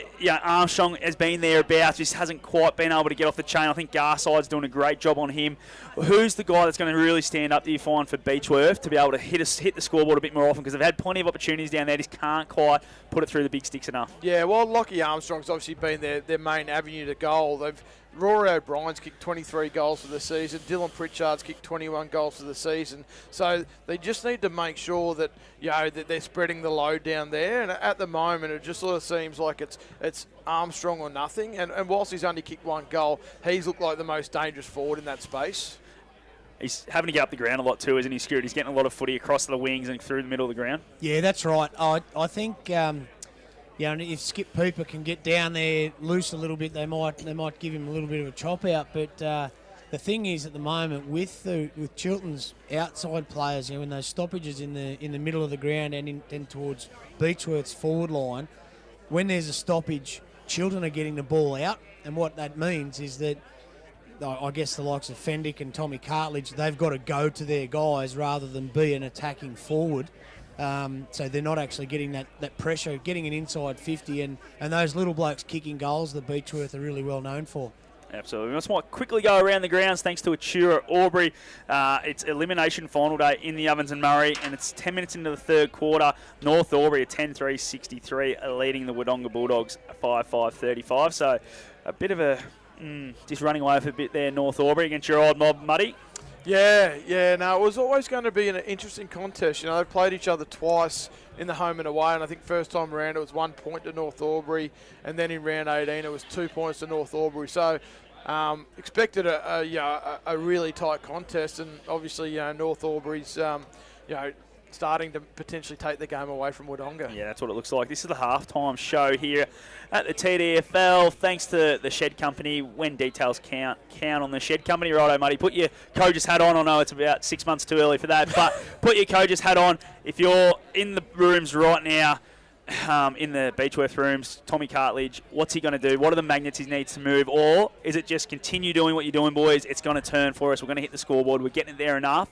Or does he need to make a change? I'm not familiar enough with Beechworth's group to say, they should make this change or that change. But I think the method between the arcs defensively will dictate whether they can get back into the game. If they continue to defend 2-3 metres off their direct opponents, Chiltern will chew them up and spit them out. But if they can get that mechanic right and tighten that up and turn the footy over like they did in the first 10 or 15 minutes of that first quarter, they'll get back in the game, because I think defensively when I say defensively, their back six, they've been super. Like when you look at their goal scorers, we're talking about Chris Anderson, who's a midfielder, Cole Cooper, who's a midfielder, Dylan Van Claveren, who's a midfielder.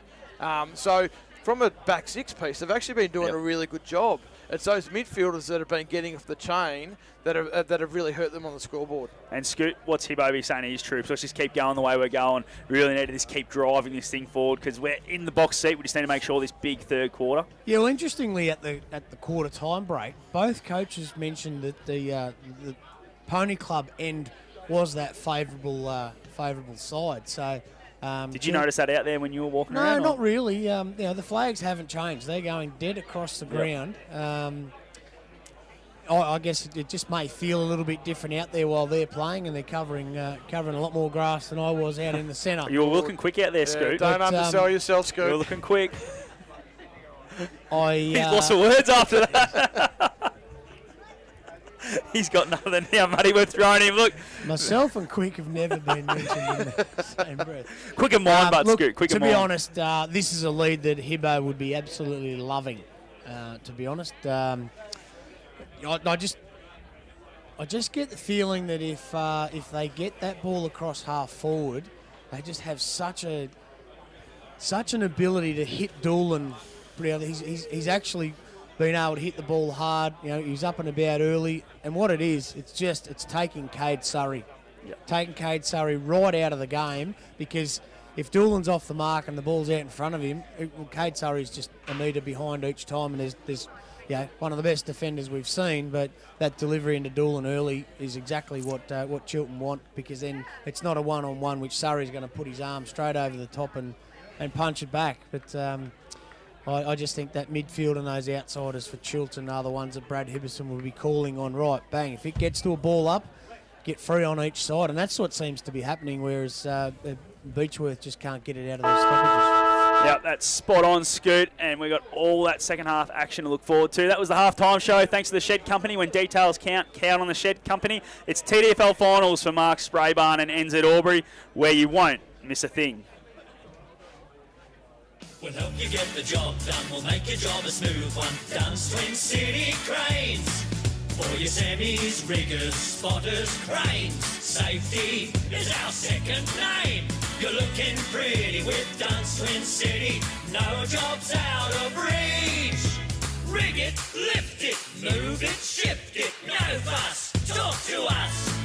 We'll help you get the job done. We'll make your job a smooth one. Dunn's Twin City Cranes. Are you ready for harvest? Have your harvest needs covered with Intersales. Intersales have been supporting Riverina farmers for more than 45 years, offering an impressive selection of quality new and second-hand headers and tractors. Intersales stock a complete range of spare parts, and to keep your harvest moving, offer an after-hours call-out service right across the Riverina. Contact your local Intersales branch in Wagga Wagga, Temora, Griffith or Wodonga.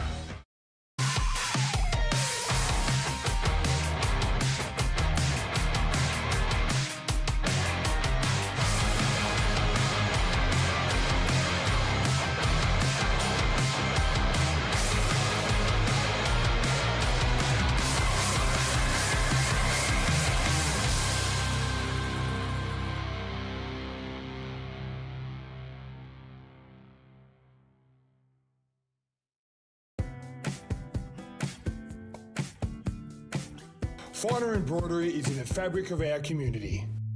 Any logo on anything so your business can proudly present themselves well. Embroidery that adds that personal touch that doesn't break the bank. Join the Finer embroidery community today. Proudly supporting the TDFL.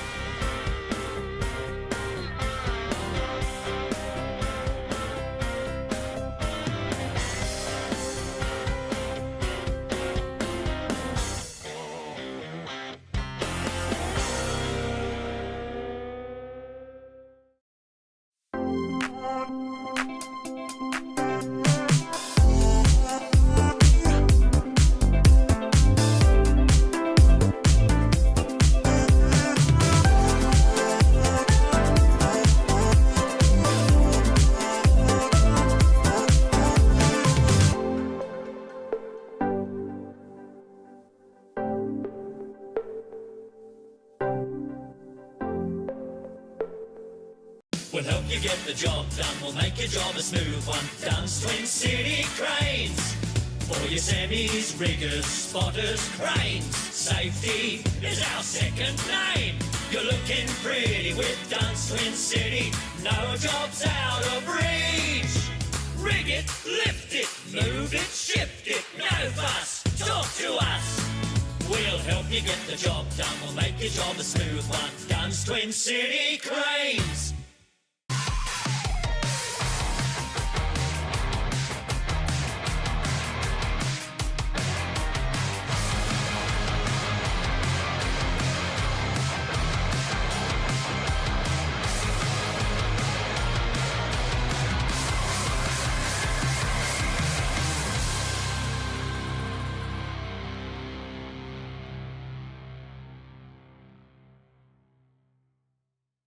Offering an impressive selection of quality new and second-hand headers and tractors. Intersales stock a complete range of spare parts. And to keep your harvest moving, offer an after-hours call-out service right across the Riverina. Contact your local Intersales branch in Wagga Wagga, Temora, Griffith or Wodonga. It's great to have you back here at Sandy Creek on first semi-final day. Half-time score, Chiltern 8-3-51.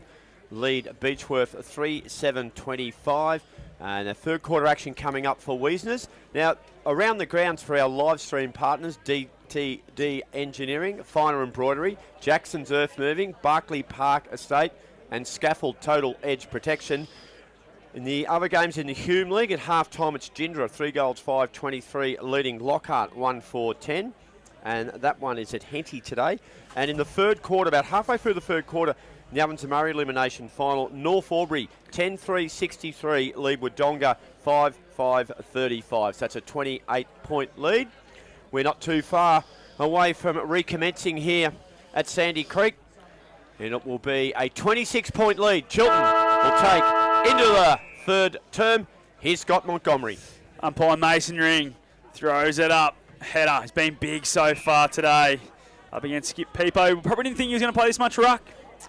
With Will Love going down that shoulder, he's returned to the bench, so we might see him again. Ball goes up again, header big again. Fendick dispossessed. Ball falls away of Hemming.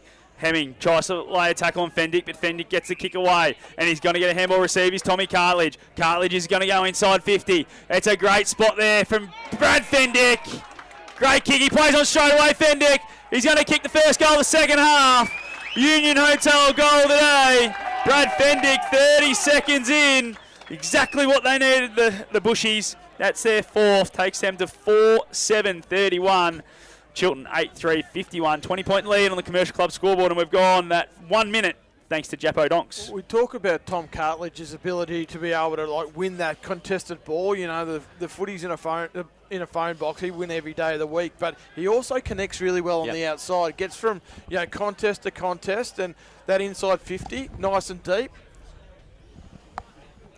Great goal. Well, back in the middle. They started the second quarter with a blaze of glory, kicking the first 2 goals in the 2 minutes. We've got a bit of an injury. What have you spotted there, Muddy, in the midfield? The last thing they want to see is another ruckman going down, and Skip Piper is pretty sore. Yeah, for the Beechworth. Straight off. Well, he's hobbling his way to the bench. After the Bushies got that first goal, they kicked the ball inside forward 50. Chris Anderson did the inside forward 50 kick. Out the back, here's a chance, a good handball now. Low underground kick there by Mitchie Hemming. Defended nicely by Stevens, got a handball back okay to Dolney. Now, Fendick, Austin, he's been moved to the back line. Got his head over the footy, helped the teammate out. It's tied to the boundary line. And umpire Mason Ring says, give it to me, fellas. And he will ball it up 30 metres around from the Chiltern goal. They lead by 20 points. And this is third quarter action for Wiesners. And on the Commercial Club scoreboard, it's a 20-point lead to Chiltern.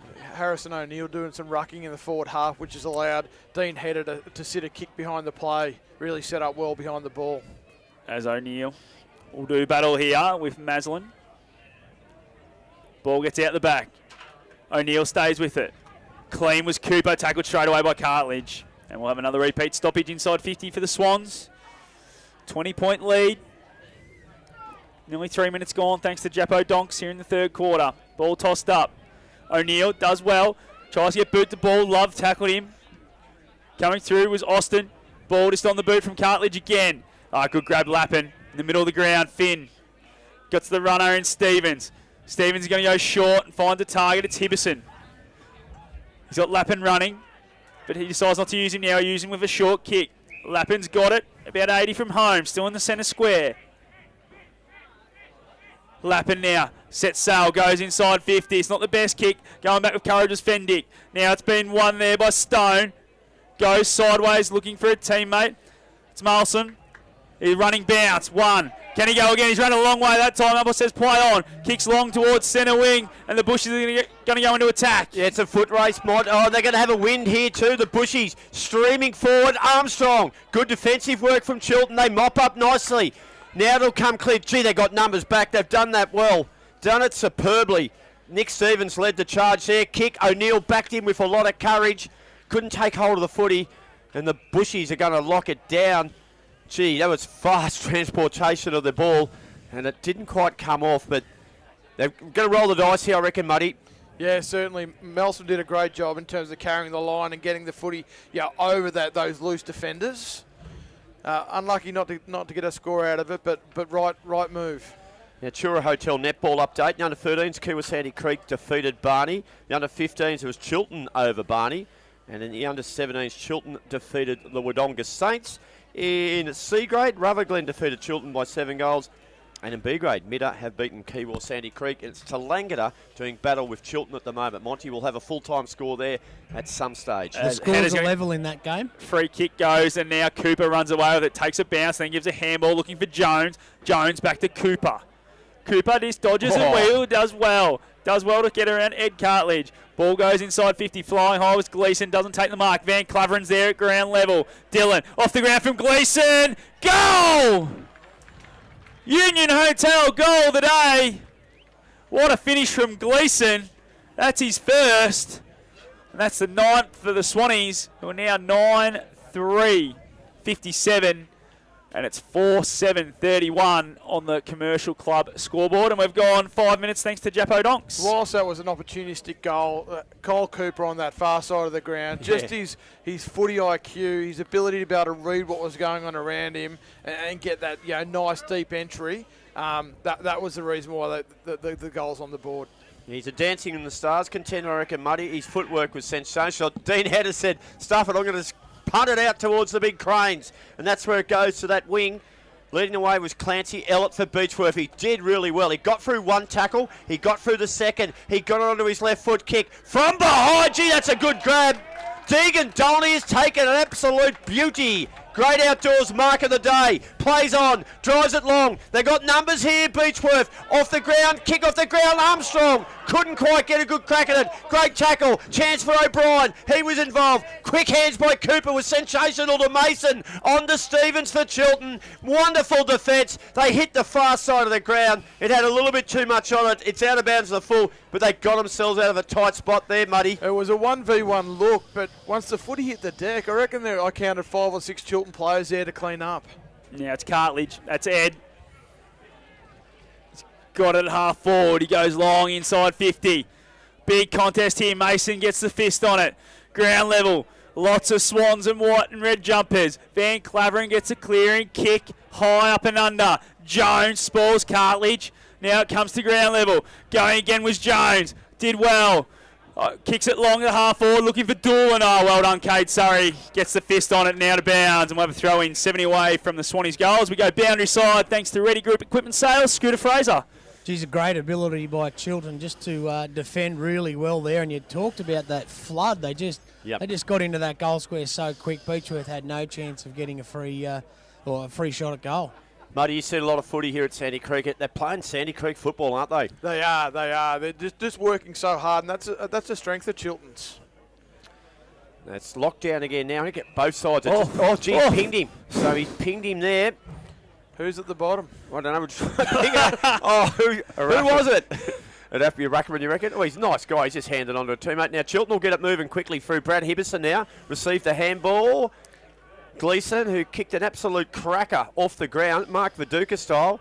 has found Fendick, who handballed it. A little bit of hit and hope there towards Stevens.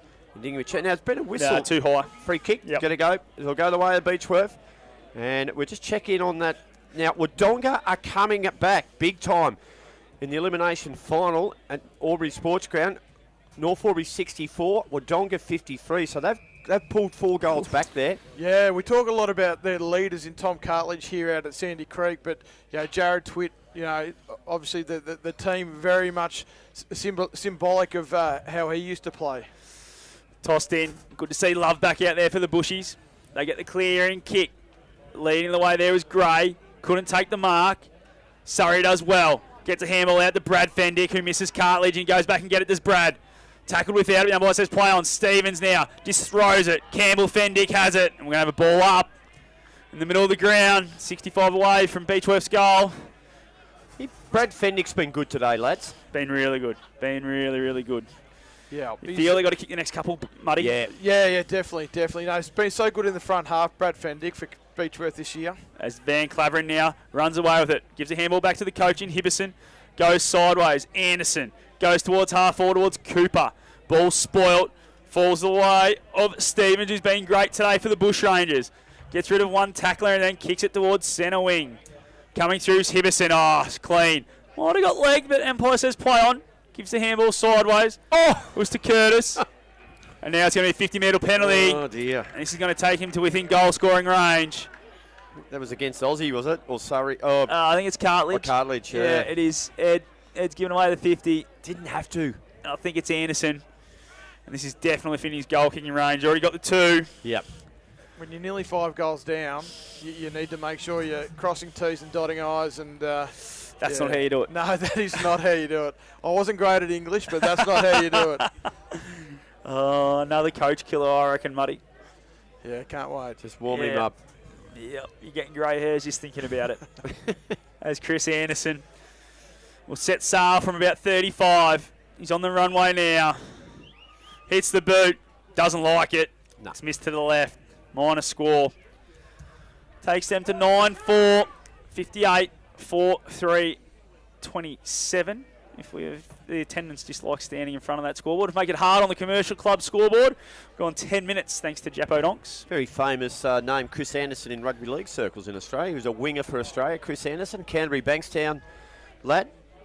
Over the back, that falls. That's how good a player this bloke is. I'll tell you.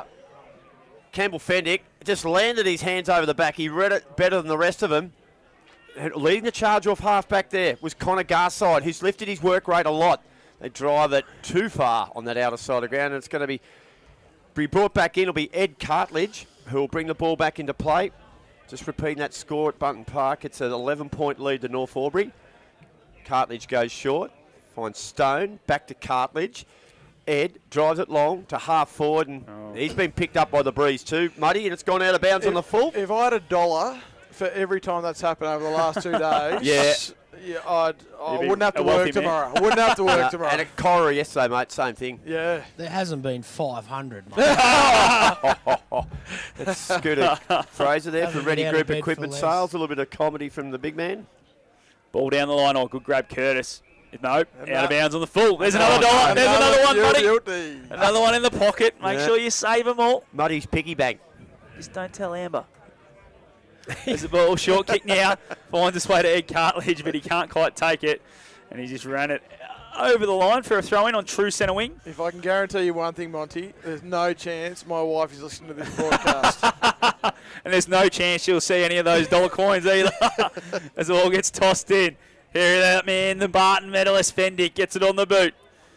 Falls in the middle, about 4 players. Lappin comes through eventually. Jones is there as well, and so is Cartledge. Cartledge just burrows in. Pritchard now, tackled straight away by Lappin. And we'll have a ball up, 45 away from the Bushies' goal. In front of that Commercial Club scoreboard, which reads a 27-point lead to the Chiltern Swans. Yeah, they need this next one, Mont, the Bushies. There's a good grab taken there by young Flynn Byrne, who was a very late inclusion in the side. Ronnie Bolton injury in the warm-up, would you believe? As a handball over the top's not going to find the target.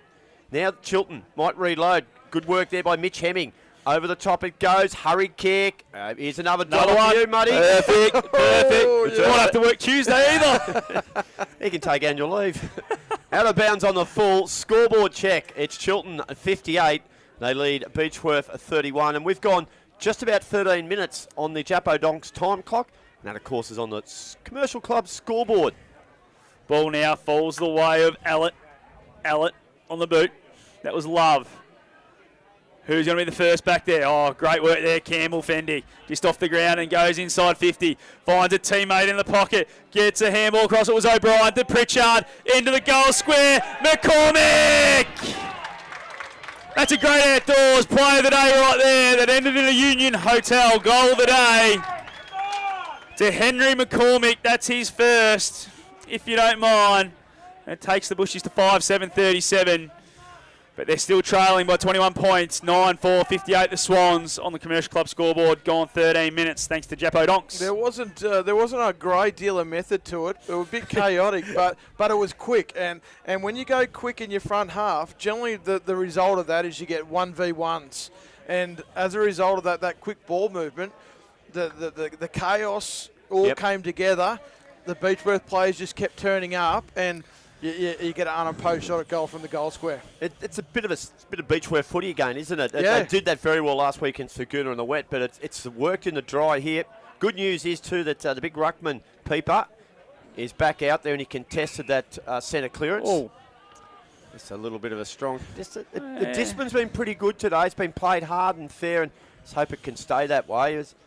Yeah, you earn your kicks when the Surrey boys are Yeah, especially yeah. Grub. Yeah. Especially Grub. And big Joey Brock in there, just throwing his weight around a bit too. Tap forward by O'Neill, cleverly. Kick off the ground was very smart. It goes forward now. Handball was good too. Back to Mason. Tapped away there by Gleeson. They just can't quite get it clear now. Van Claveren's working hard. He's tackled. It's held up. It won't get out. And it'll be balled up. 35 out from the Chiltern goal. They lead by 21 points. 15 minutes gone. Third term for Wiesners. Ball now falls the way of Jones. Inside 50. He gets tackled straight away. It's a beautiful tackle. Umpire says play on. The Bushies are going to run away with that. They're going to kick down the line. Looking for O'Brien. Just out in front of Lappin. O'Brien just taps it towards the boundary line. Lappin does well. Worries him out of it. And now wins it back. He's going to kick it towards half forward. Looking for the young O'Neill. He come in late. He's just got a hand on it. And we're going to have a throw in about 70 away from Chiltern's goals as we go boundary side thanks to Ready Group Equipment Sales, Scooter Fraser. Really good pressure by Beechworth to get the ball in, get a couple of stoppages there in Chiltern's forward line and then get it out. But they just need to really defend well here on the half forward line and get another inside 50 so they can score. O'Neill again out of the ruck, took it himself. Little clever handball over the top to Benny Jones was good. Popped the handball up. Van Claveren will run onto it and he kicks a goal.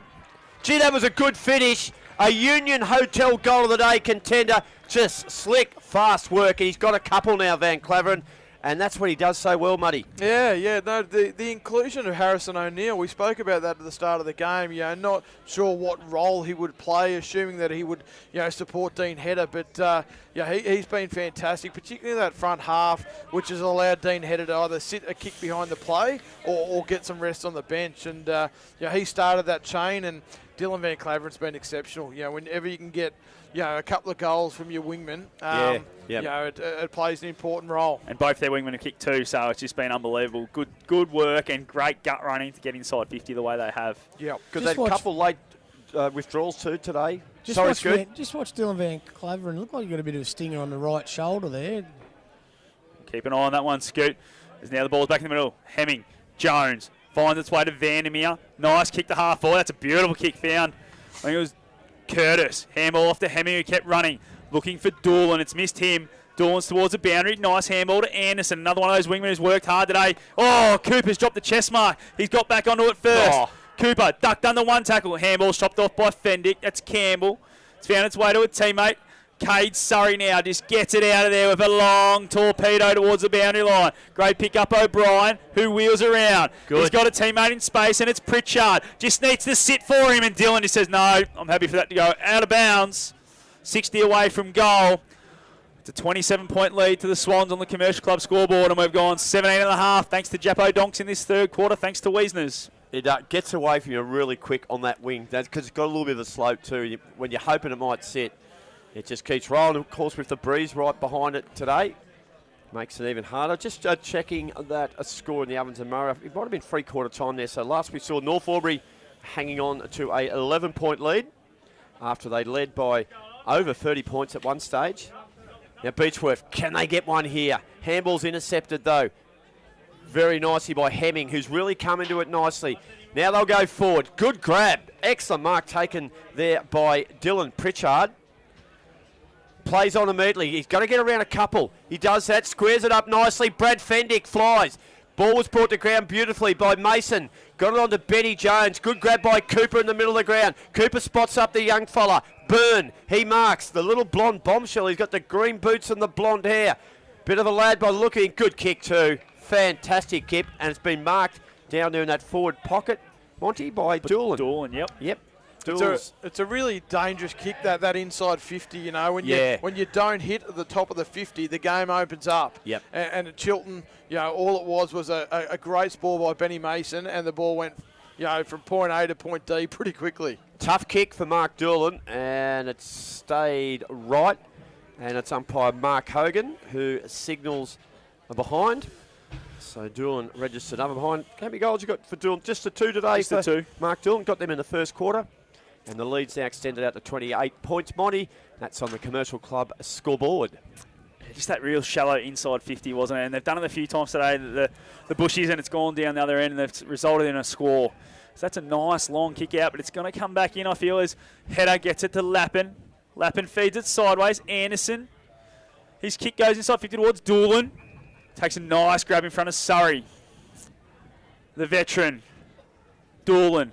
Called the play on. Goes short. It's a smart kick. Finds Hemming. Wasn't 15. Called the play on. Hemming on the run. Hemming puts it through. Union Hotel goal at 8 to Mitch Hemming. That's his first. And the Swannies go back to back. Takes them to 11-5. 71 to 5-7-37 on the Commercial Club scoreboard, and we've gone 20 minutes thanks to Japo Donks. He looks like he's just really built into the game nicely, Mitch. He has. Not sure whether he's actually doing that role on Tommy Cartledge, but if he is, you know, the best way to put pressure on your opponent is by pushing forward and hitting the scoreboard. So he's obviously a really important cog in the Chiltern machine, and as the game has worn on, he's got better and better. Yeah, that's the thing, Muddy.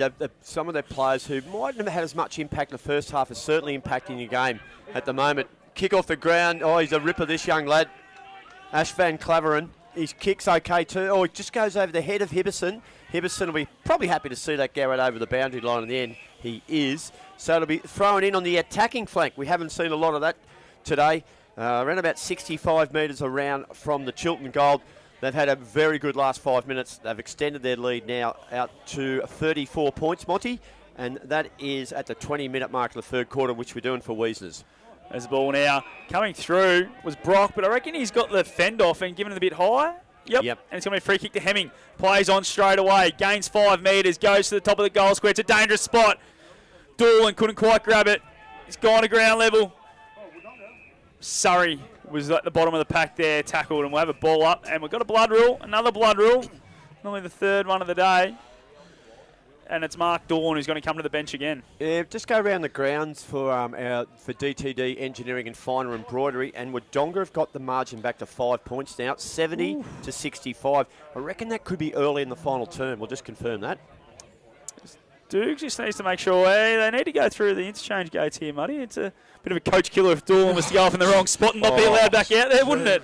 I reckon they were watching. Oh, don't worry, they were when he was heading the wrong way, I reckon. That's a different cut to his face as well, boys. That one was under his left eye. The ball just pings around at the top of the goal square.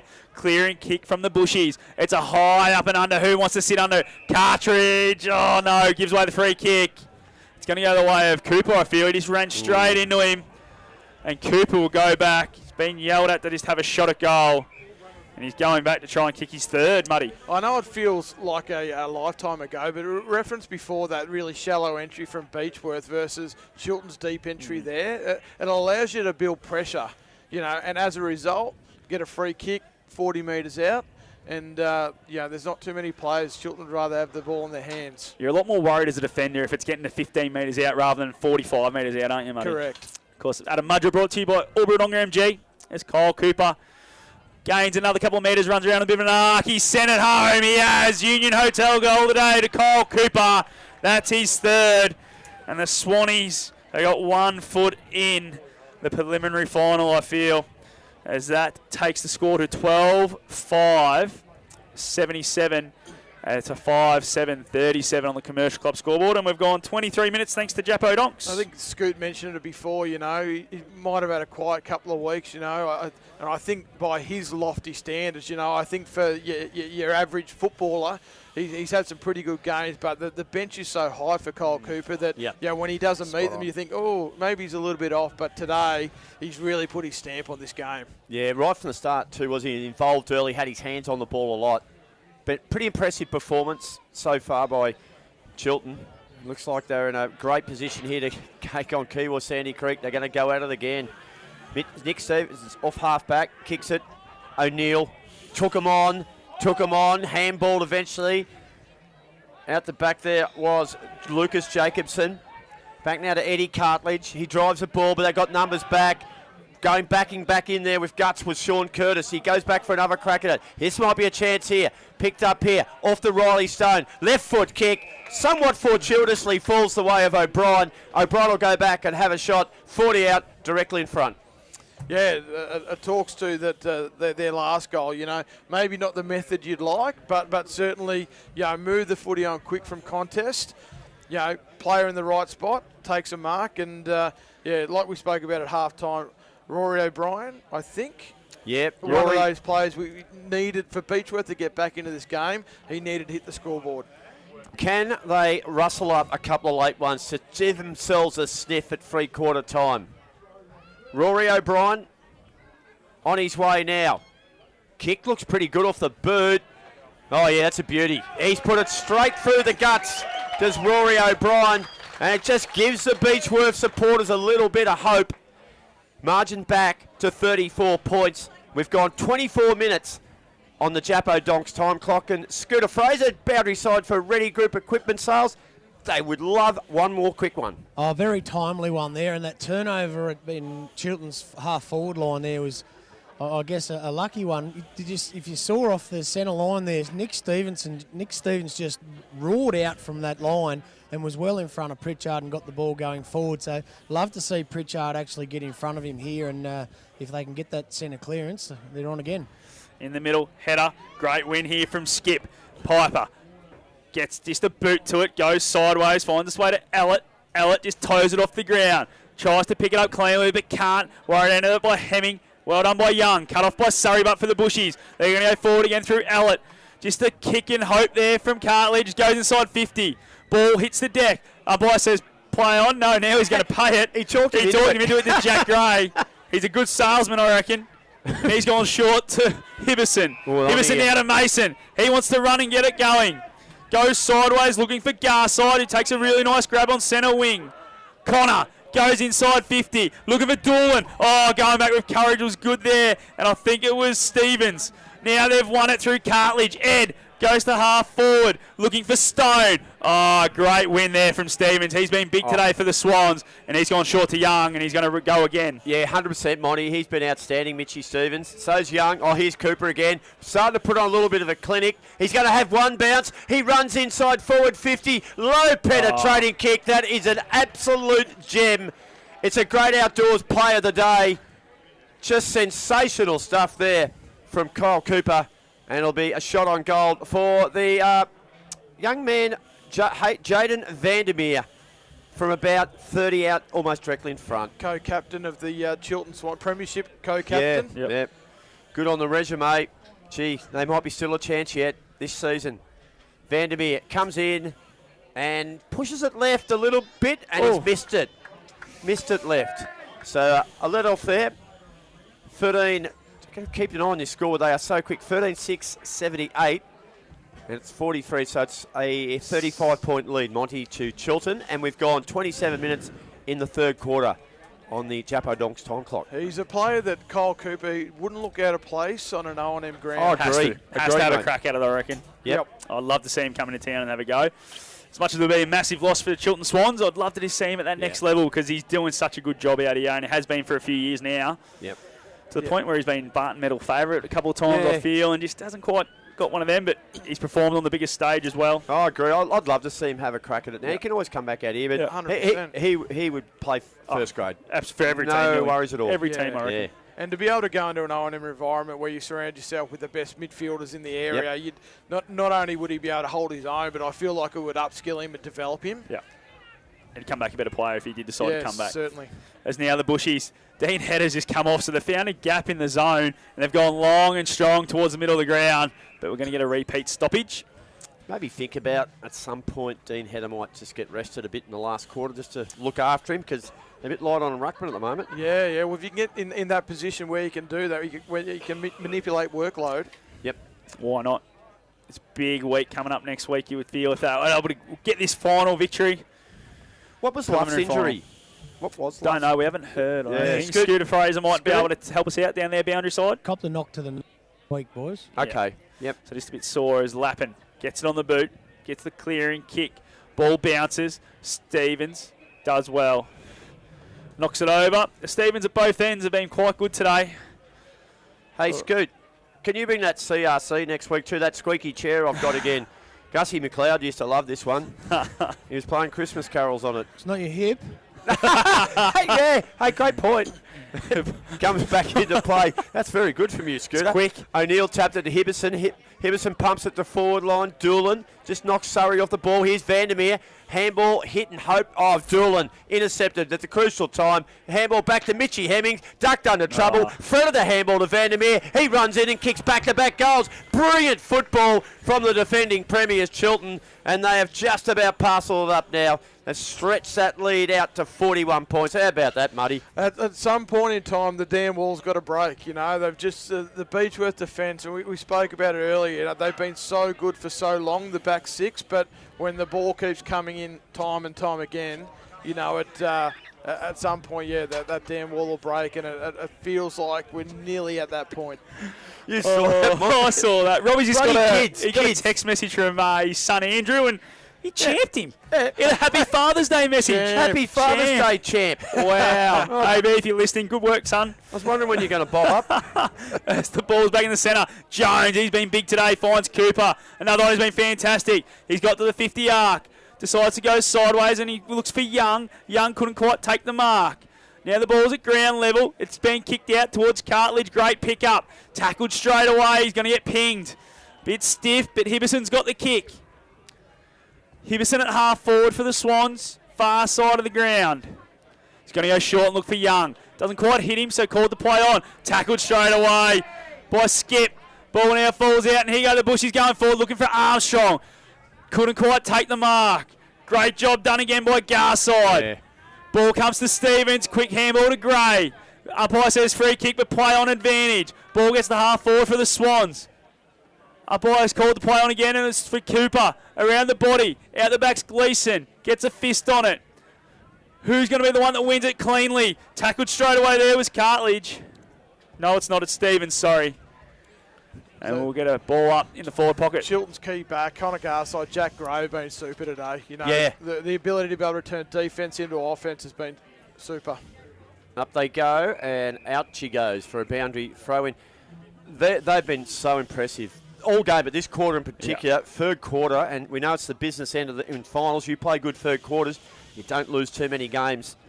And we can see why they're back-to-back defending premiers. They are still going to play a big part, you'd think, in this season. Ed Cartledge just paddled the ball forward, picked up beautifully by Cam Fendick, got a quick handball onto Dolney. Now it's turned over again in midfield. Dangerous situation here. Chiltern just playing around for a little bit at the moment. Wondering about the Bushies. They won't give it up. They'll keep having a crack, and that's what they're doing at the moment. A tackle missed there by Pritchard. Inside handball by O'Neill. Look at them run. Campbell Fandick, though, read it well, intercepted, kicked it long down the line. Dolly takes a good grab, have to move it quick. 32 minutes have ticked over in the third quarter, not long to go. Dolly now locks something up half forward from behind. Was superb work there by Ash Van Claveren. We've spoken a lot about Dylan, but Ash has done very well in defence too. Ball up, 70 out from the Beechworth Gold. Chiltern lead it by 41. Ball tossed up. Oh, bit of a block or a kick. No, umpire says play on. Skip Peeper. Ball now. Just at half-back. Mason just assesses his option and picks the right one again. It's been fantastic today as Benny. And this time he's found Jones. Jones goes long, finds Hemming on centre wing, and he says, let's just slow it down, boys. We've gone 33 minutes. Thanks to Jappo Donks. So let's just control the back end of this quarter. North Albury still lead by 6 points. 21 minutes gone in the final term, and that's for Finer Embroidery. Great grab taken there by Stevens at half-back for the Bushies. He wants to get it moving. Liam Stevens goes long to half-forward. Mason's in front, just uses the body to shield the ball, and now it's bounced out of bounds, and we'll have a throw-in. Yeah, I certainly understand it's not their general style of play, but they just haven't been able to get the footy off the line through the corridor. Yeah, Everything's been long and down the line. Well, she spins back into play. Brad Fendick, a hurried left foot kick, got it inside forward 50, and coming out and taking a really good mark there was Jack Gray. Kicks a beauty, finds Dylan Van Claveren. Here comes Benny Mason. He calls for his forwards to come at me, boys. Mason off the left forward. Well read by Surrey. He dropped it overhead. Chance here for Doolan. Picked up. Handball to young Byrne. He was tackled without it. Play on's a call. Doolan. He handballed. There's a heap of Bushrangers defenders. Oh, that might have come off the boot. Young Byrne has Johnny on the spot. And Flynn Byrne, who was called into this game not long after 2 o'clock this afternoon with an injury to Roddy Bolton, has kicked the goal off the ground. And what a way for the young fella to celebrate a call up to senior finals football. Chiltern lead it now by 47 points. Yeah, I know we gave him a rap before, Connor Garside and Jack Gray, but Jack Gray's ability to win that one-on-one at centre-half back and turn defence into offence, and Mason and Dill Van Claveren, they just bounce with such authority and are able to get that footy nice and another deep entry and lots of pressure and a goal as a result. 47-point lead on the Commercial Club scoreboard. Nearly 35 minutes gone thanks to Jappo Donks. Ball back in the centre. Oh, just fisting it forward was Jones. Young now for Chiltern. Gives a handball sideways to Cooper, who doesn't quite get it. Brad Fendick, great clean under below his knees. Coming through is Gray. Just sends it back his way. Stevens charging through, gets tackled. And there goes the siren. Massive quarter, 35 minutes gone. 14-6-90, Chiltern Swans. 6-7-43, Beechworth Bushies. It's going to have to be a massive last quarter for the Bushies to get back in this, but you feel that the Swans have 1 foot in the preliminary final. All right, we'll take a break. When we come back, we're going to pick up all the final quarter action. We'll possibly have a final score in the Ovens and Murray elimination final. It's the TDFL finals for Mark Spraybarn and NZ Albury, where you won't miss a thing. We'll help you get the job done. We'll make your job a smooth one. Duns Twin City Cranes. For your semis, riggers, spotters, cranes. Safety is our second name. You're looking pretty with Duns Twin City. No job's out of reach. Rig it, lift it, move it, shift it. No fuss, talk to us. We'll help you get the job done. We'll make your job a smooth one. Duns Twin City Cranes. Are you ready for harvest? Have your harvest needs covered with Intersales. Intersales have been supporting Riverina farmers for more than 45 years, offering an impressive selection of quality new and second-hand headers and tractors. Intersales stock a complete range of spare parts, and to keep your harvest moving, offer an after-hours call-out service right across the Riverina. Contact your local Intersales branch in Wagga Wagga, Temora, Griffith or Wodonga.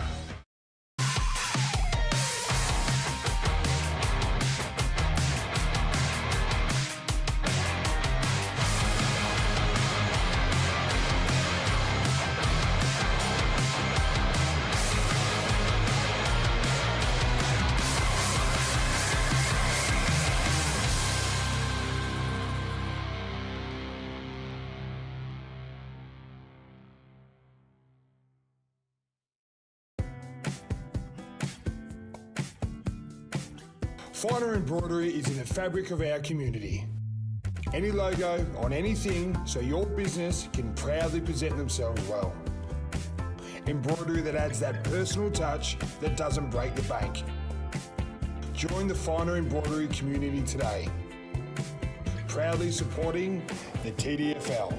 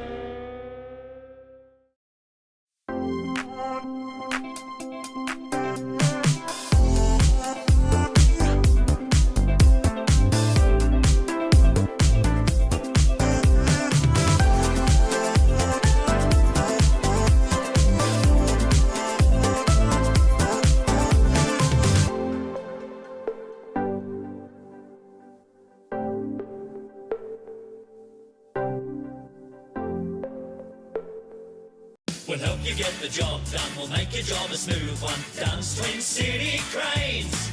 For your semis, riggers, spotters, cranes. Safety is our second name. You're looking pretty with Dunn's Twin City. No job's out of reach. Rig it, lift it, move it, shift it. No fuss, talk to us. We'll help you get the job done, we'll make your job a smooth one. Dunn's Twin City Cranes.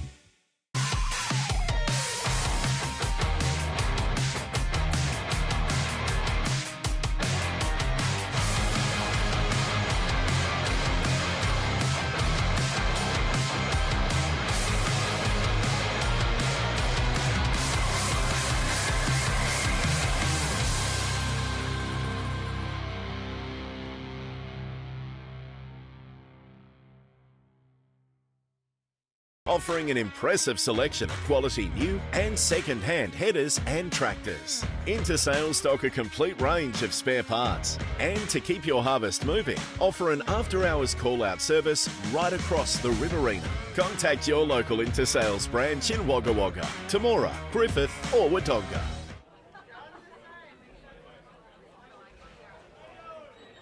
Great to have your company back here at Sandy Creek. It is three-quarter time in the first semi-final. Chiltern, yeah, they're pretty much home, 14-6-90. They lead. Helps when you do that, Robbie.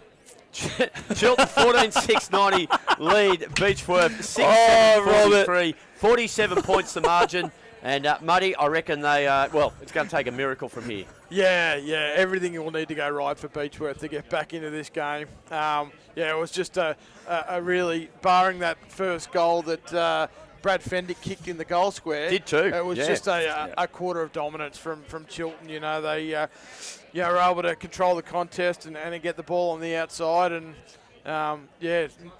sort of score goals at will, really. And we got Easy there. I can't see him, man. He's a bit of a prayer huddle around the Beechworth crew there. Scotty Fraser. He's front and centre in front of Tommy Cartledge there, I reckon. For Ready Group Equipment Sales. We got you there, Scoot.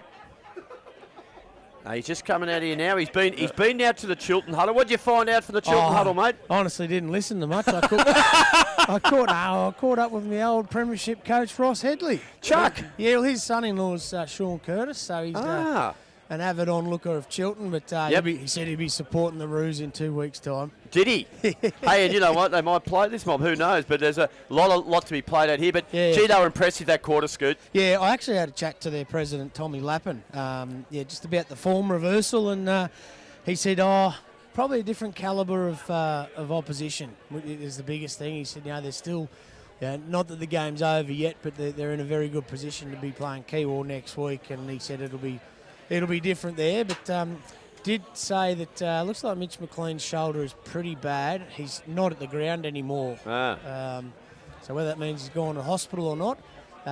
Jeremy Luff is probably not going to be ready for next week, and Ronnie Bolton, it's pretty serious as well. So with the calf. Yeah, So they could be going in pretty banged up into the preliminary final. Yeah, I think Kiwi didn't get out of yesterday with everyone up and about. I think Cal Turner hurt an ankle late in the game.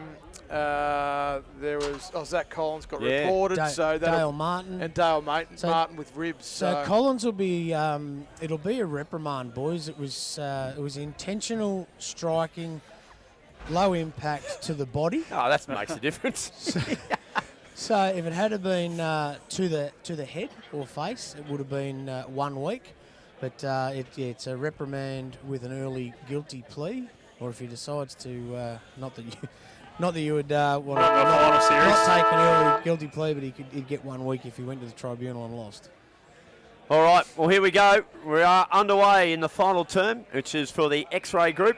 And they're generally busy this time of year, aren't they, with footy finals going on. And they tend to get might have a few. Starts to warm up, kick out, skateboarding or scootering or something like that. Yeah, a few footballers heading in Monday mornings just to get checked up or check out. People getting their hips checked out as well when they're a bit squeaky. Hey, we can tell you that the North Albury-Wodonga game, it shows that it's still continuing. 31 minutes gone, and it's North Albury still leading by 6 points in elimination final as Cooper for Chiltern kicks it inside forward 50. Now it's been knocked. Oh, Ed Cartledge did really well. O'Neill has the footy. Doolan lurking. Doolan snapping. Might have been touched off the boot anyway. He got an off break, not a leg break. And Monty, you might have a final score, do you? Yeah, I think it might be the final score. It still says live, so it may not be all over, but it's 71-68 there at the Albury Sports Ground. North Albury's way, so 3 points. They've had 3 scoring shots to the Dogs and haven't been able to kick straight. And our old Pandas going. Yeah, take it away, Mont. Has the ball now. Trickles over the boundary line. About 75 away from goal. I'll tell you what, the Swannies will just want to get through this quarter with no more injuries, I think. Just want to make sure no more injuries. As Mitch McLean, as we just heard from Scoot, no longer at the ground. He's heading into town. I think the hospital would get that shoulder checked out. As the ball bobbles around. Clean again. Cooper, nice handball over the top. Ball just on ground level again. Hibberson, great tackle on Stevens. And we'll have a ball up, 45 away from Chiltern's goal. In front of that Tallangatta Construction and Maintenance scoreboard, that reads it's a 48-point lead as it stands. O'Neill been great as a late inclusion. Hibberson goes to pick it up. Tackled straight away. And we'll have a repeat stoppage. Still 45 away from Chiltern's goal. As the umpire gets it back now. We've gone 2 minutes thanks to Jappo Donks in this last quarter, thanks to the X-Ray group. O'Neill, Campbell, Fendick, tackled straight away. We'll have 3 in a row here, Robbie. All right, see if I can get a clearance here, mate. See how we go. It's 91-43. It's in favour of Chiltern. Big Dean header palmed it towards Cooper, who went in and went out of that pack pretty quick. He ran into a bigger sized man, and it's Cartledge. Tommy is going to have it for Beechworth. He goes to the wide side of the ground. Bit of a pretty heavy tag Mitchie Hemmings putting on Fendick there. He's won the battle today, I reckon. Yeah, he has, I reckon. Yep. Ball in dispute, free kick, going to go the way of Beechworth. So I'll get a late look at it here. It's the big fella. He's done a bit of work in the ruck today, big peeper. And he goes to the defensive side of the ground. That's going to suit Chiltern all the way for their defenders. They do. They paddle it over the boundary line. They lead 91-43, and we've gone a couple of minutes into the final term for the X-Ray group. And that is on the Jappo Donks time clock. And that scoreboard, Monty, for Tallangatta Construction and Maintenance. And it's a nice scoreboard if you are a Chiltern supporter. And I think Campbell Fendick and Mitch Hemming is told to settle down a little bit. Just trying to confirm that final score in the elimination final. Ovens and Murray still says 71-68, boys. It is, Just yeah. got a message. Hoppers win. Cool. Ball now at half forward still for the Bushies. Going to be a free kick paid. And it's going to go the way of the Swannies. Down on the ground. Is it Chris Anderson, I think? Got a blue boots. No, it must be Kyle Cooper. Yeah.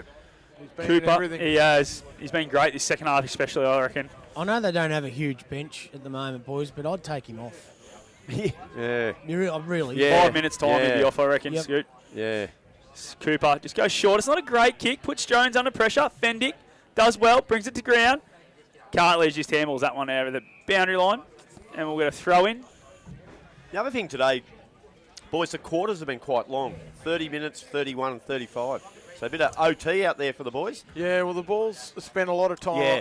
on the far side of the ground, out of bounds.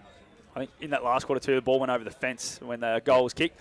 As Brad Fendick comes through, kicks it inside 50. Lappin's there for the Swans. Gets it in the back pocket. Not a great kick. It's high up and under. Hemming does well. Van Claveren come through. Surrey smothers. Now it's Cartledge's kick. Goes inside 50. It's not a great one. Chopped off by Mason. Nice little 1-2 there with Hemming. And now he's found Gray on the far side, the near side. And he's going to find the coach in Hibberson. Oh, no, well done, Surrey. No, he's been paid. Don't know how he's paid, chopped the arm. I thought it might have been the ball, but anyway, it's going to be a free kick to Hibbo, and you take it away, please, Robbie, thanks to Jackson's earth moving. Yeah, it'll be free kick go the way of the coach. And we've got another whistle. He's telling him to come around the mark a little bit, I think. Righto. Don't know if that affected any of the game at all. That's why the quarters are going longer, I guess. And the ball gets thrown back like that as well, Robbie. Doesn't help. I don't think they'd be too worried, Chiltern. Nah. So Hibbo will do it again. Same result. Guess who's got it? Cooper. So Scooter, you might get a chance to have a word in his ear in a minute. He's very close to you down the boundary side. Yeah, Come on. I think you should just kick this long and then come past me and sit on the, I won't say the pine, sit on the steel. Scooter can act as a runner. Was he held without it? Play on to call. Chance for Brad Fendick. Comes back now. Ellett. It's in the back. Has to be. Oh, and he's going to say, give it to me. Scoot's got to start thinking about the Wodonga Prestige Volkswagen Player of the Day too, Robbie. I wonder who he's thinking. Oh, well, who knows? Sometimes I wonder what he's thinking. Yeah. So do I. You know on your own. 3 backmen in 3 games. Oh, yeah. Hello, There you go. There you go. Unbelievable. Here he is. Jason Vandermeer has it, Monty, and he goes back to the middle of the ground. He finds Dean Head, who takes a nice half volley grab. And now he goes sideways, finds a teammate in Jones. Jones now to Stevens on the run. Goes inside 50. Oh, well done, well read. Ball didn't quite make its way to O'Neill. Who's going to be the one that gets it? He's just throwing that out. Yeah, it's going to be a free kick to Gleeson. Fendick caught, holding the footy there. And Gleeson will go back from about 25 out straight in front. And I reckon he'll put this one through. And that might be about it, Muddy. Yeah, they just got back into that kick mark mode. You know, they're able to win the footy on the half-back flank with a dubious free kick. But then they were able to get the footy forward. And Gleeson, he ran off to celebrate then. I don't know if you saw. He was running to the crowd then, was Dion Gleeson. But Nampos said, no, mate, get back in your box. No need to celebrate it behind. And it's a minor score to Dion. He hasn't had a bad day today. He's kicked the 1 goal. He's had some moments. He has, but that's 14-8-92 to 6-7-43 on the Tallangatta construction and maintenance scoreboard. Dolney was set a task there. Another half volley type, and he hasn't been able to grab hold of it. And they've worked it out over right in front of the scoreboard, which shows. Oh, we got now, Scoot. I'm going to get you that. It's 92-43 in favour of Chiltern. You promised a brand new scoreboard for preliminary final. How are you tracking? It is a go. I think it's Monday or Tuesday the steel work goes up and should be commissioned by Friday. Oh. Geez, you get things done out of your Scooter. I've got nothing to do with it. You're supposed to take all the credit, mate. Nope, nothing to do with it. Well, it'll be a bloody good thing when it gets up, though. Absolutely. So this could be the last game on the famous Sandy Creek scoreboard on the eastern side. How about that? You can have that old scoreboard, mate. Take it home. Well, I've manipulated a bit over the years, Scoot. I suppose. Now here they go for it. That's a smart chipping kick. Gee, that's good. From Dion Gleeson, and he's found Dylan Van Claveren. How'd you like that one late in the day there, Mud? Oh, he's come across from Kingupner or Catamatite over that part of the world there in Gleeson. Yep. And every time I've watched him, it's about the 3rd time I've watched him now, he just makes really good hard matchup, but makes really good decisions with ball in hand. And that was an example of that. Van Claveren comes in and the goal umpire moved very quickly to his right, which indicates a behind, and that's exactly what it is. So 2 goals, 1 today I've got for Dylan Van Claveren. I'm the same, actually, Robbie. Well, there you go, Mont. We agree on that one. Just that kick from Gleeson, as you touched on, Muddy, that's probably been the difference, the skill level between the 2 teams. They've just been able to hit more targets in more dangerous positions, haven't they, the Swans? Yeah, no, they've been, given the conditions, they've been great. Yeah. That's a beautiful kick, that one. Don't worry about that. From Melsom. Cop that. As Ed Cartledge takes the mark on half back. And what do you got for us, I'll Robbie? give you, when next time the ball goes out of bounds, which is right now. around the ground scores in the Hume League for our live stream partners, DTD Engineering, Finer Embroidery, Jackson's Earth Moving, Barclay Park Estate, and Scaffold Total Edge Protection. And it is Gindra 56 leading Lockhart 41. That's into the last quarter. Oh, well, Garlow will be happy at work tomorrow. Yes. I'm happy about that. As the ball gets tossed in on centre wing, Campbell Fendick, the Barton medalist, goes bang, goes inside 50. It's a beautiful kick, but just falls short of Armstrong. Garside does the right thing and just taps it over the boundary line. We'll have a throw in just inside 50. Beechworth end of the ground. It's just about all she wrote here. 50-point lead to the Swannies on the Tallangatta Construction and Maintenance scoreboard, and we've gone nearly 9.5 minutes thanks to Jappo Donks. Good energetic throw in from the boundary umpire late in the day. Hats off there. And Muddy, or was it Chiltern winning the twos yesterday? Yes, Yep. yes, yeah. So- Ethan Boxall kicked the goal really late in the game and got up by less than a kick, so straight through to the granny for the Chiltern reserves. Okay. So that's going to test their depth with a few of these injuries bobbing up. And here they go. Hibberson off half back, tried to get it to Van Claveren. They've been busy. They remain busy, Chiltern, and they've hunted the ball so well all day. Yeah, they have been. You know, it's sort of, it's one of those things. We thought that was going to be Beechworth's strength, but Chiltern have really matched them in that space. Of course, that's Adam Mudra thanks to Albury-Wodonga MG. Ball tossed in, half-forward flank for the Bushies. Quick boot on it was Fendick again. He's been big, but just hasn't been able to do enough. Goes again and gets off the ground. Oh, well read. Lappin. Who just taken intercept mark. The kick's not a good one. Misses Mason. Mason just jumped in the air, got out of the tackle. Gets back on his trusty left, kicks it high up and under for Hibberson. It's going to fall the way of Anderson now for the Swans. Goes towards half forward. Oh, well read. That's Austin Fendick, who's been sent back at stages today. Brother really of good Cam. there. Cam, yep, and cousin of Brad. Goes sideways, finds its way to Ed Cartledge. Ed Cartledge from Brother centre of wing. As it now Here we goes go. inside 50.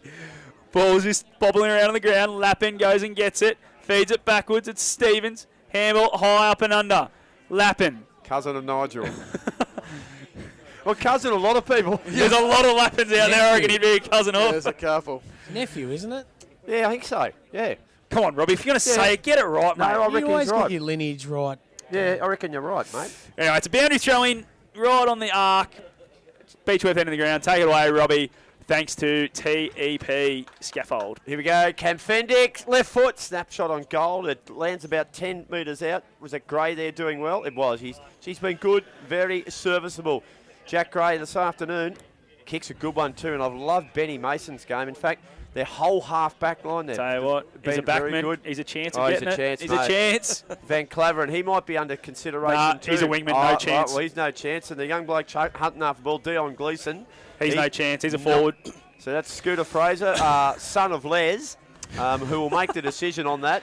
And we're going to have another boundary throw in. And were you collecting money for out in the falls or boundary throw-ins on that side of the ground, Muddy? Both now. Both now. Jeez. Both. Well, He's you've got got the to rest of the year off. yeah, just go and book your Hawaiian holiday. Oh, Stevens went through hard. So did Van Claveren. Gee, they're still having a crack here late. And the big fella there, Joe Brock, used his hip and shoulder. And it's got another boundary throw. And it's a 50-point margin. Chiltern lead it. We're going 12.5 minutes. If you just joined us, North Albury beat Wodonga by 3 points at the sports ground today. As Cooper gets another touch, he's got a free kick for too high. Umpire says play on, and Van Claveren does so. Kicks it inside 50. Mason blows the whistle too. It's going to be a free kick. Advantage paid. It's rolled through for a goal. Curtis. A Union Hotel goal today to Sean Curtis.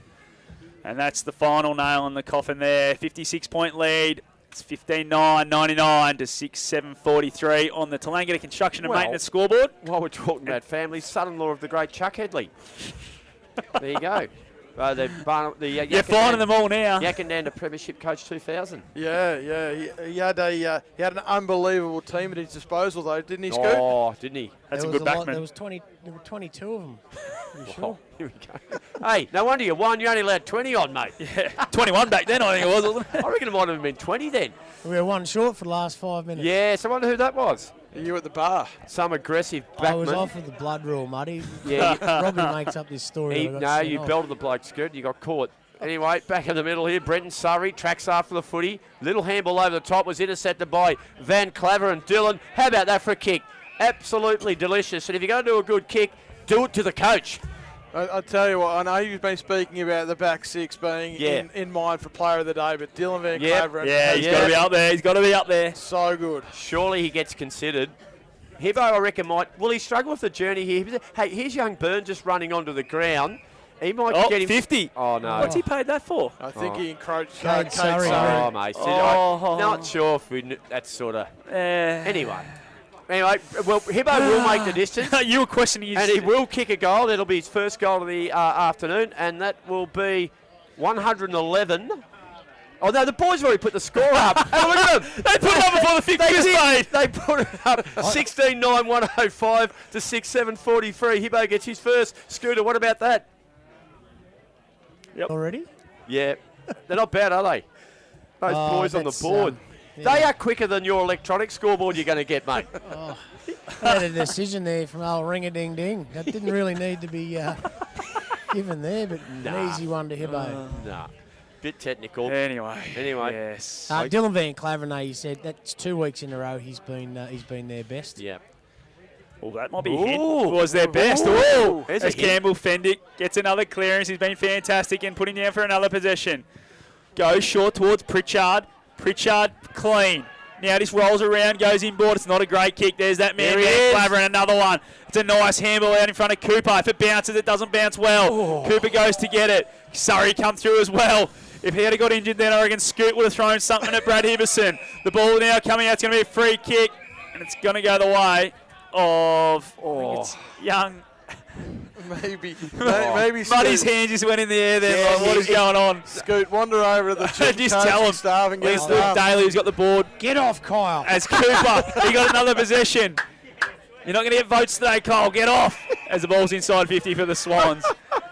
Tackled was cut. Very well by Neil. That's too good. I reckon Scoot's going to run out there and drag him off in a minute. I play with 17. Finick him. Oh, here we go. Up she goes, Kate Surrey. Tapped it to Sean Curtis. Stay out of it, Kyle. And Kyle's just sitting out the back here. He's ready. Get further back. He's ready for it. He just loves a little bit of contact. He's not powerfully built. Here's Dolney. He's been okay. Oh, good smart work there by Pritchard, but he dropped it. Oh, got high. He got one a little bit high there from your boy Young. They brought Dolan off. Just on the way past. Give him a word. Oh, Cartledge is in all sorts of bother here. Guess who tackled him, boys? Get him off. Yep, Kyle Cooper.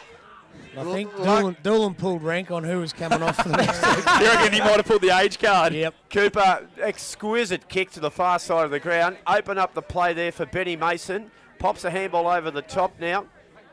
And they kick it to half forward at the base of packs. Ed Cartledge did really well. Look away handball. Here's a chance here. Through traffic was Ellett. Got it onto the big fella Peeper. Peeper's in all sorts. Handball was questionable. Brad Fendick read it well. Got it on to now Jacobson. Jacobson kicks it to half forward. O'Brien over the top.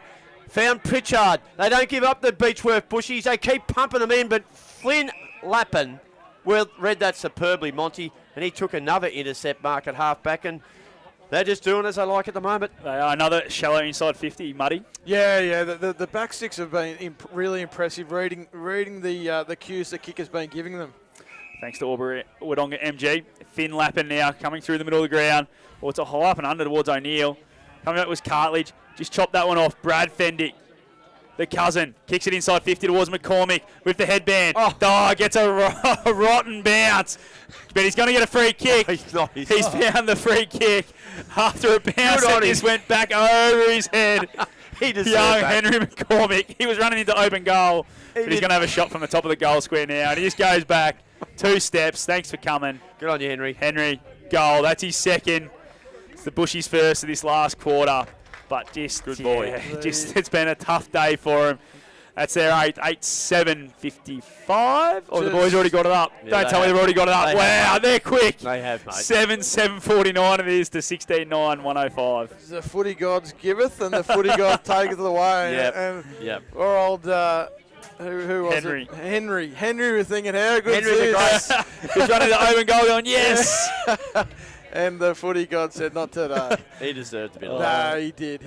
He's worked hard, as have all the Beechworth players, but just been beaten by a far quicker and slicker Chiltern unit. Yeah, they've been impressive.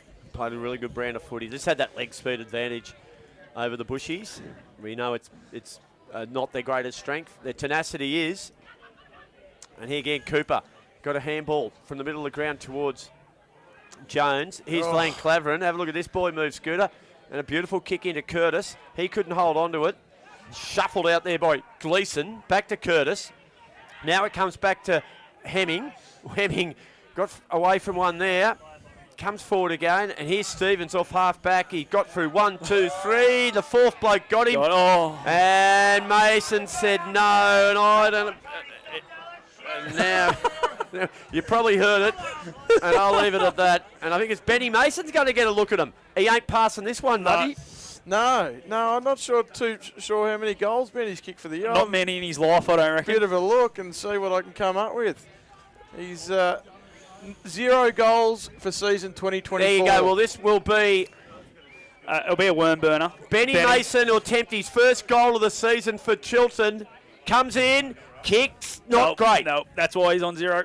And he's pushed it to the left, and he's running back to the back line where perhaps he deserved to be because he's played a sterling game today.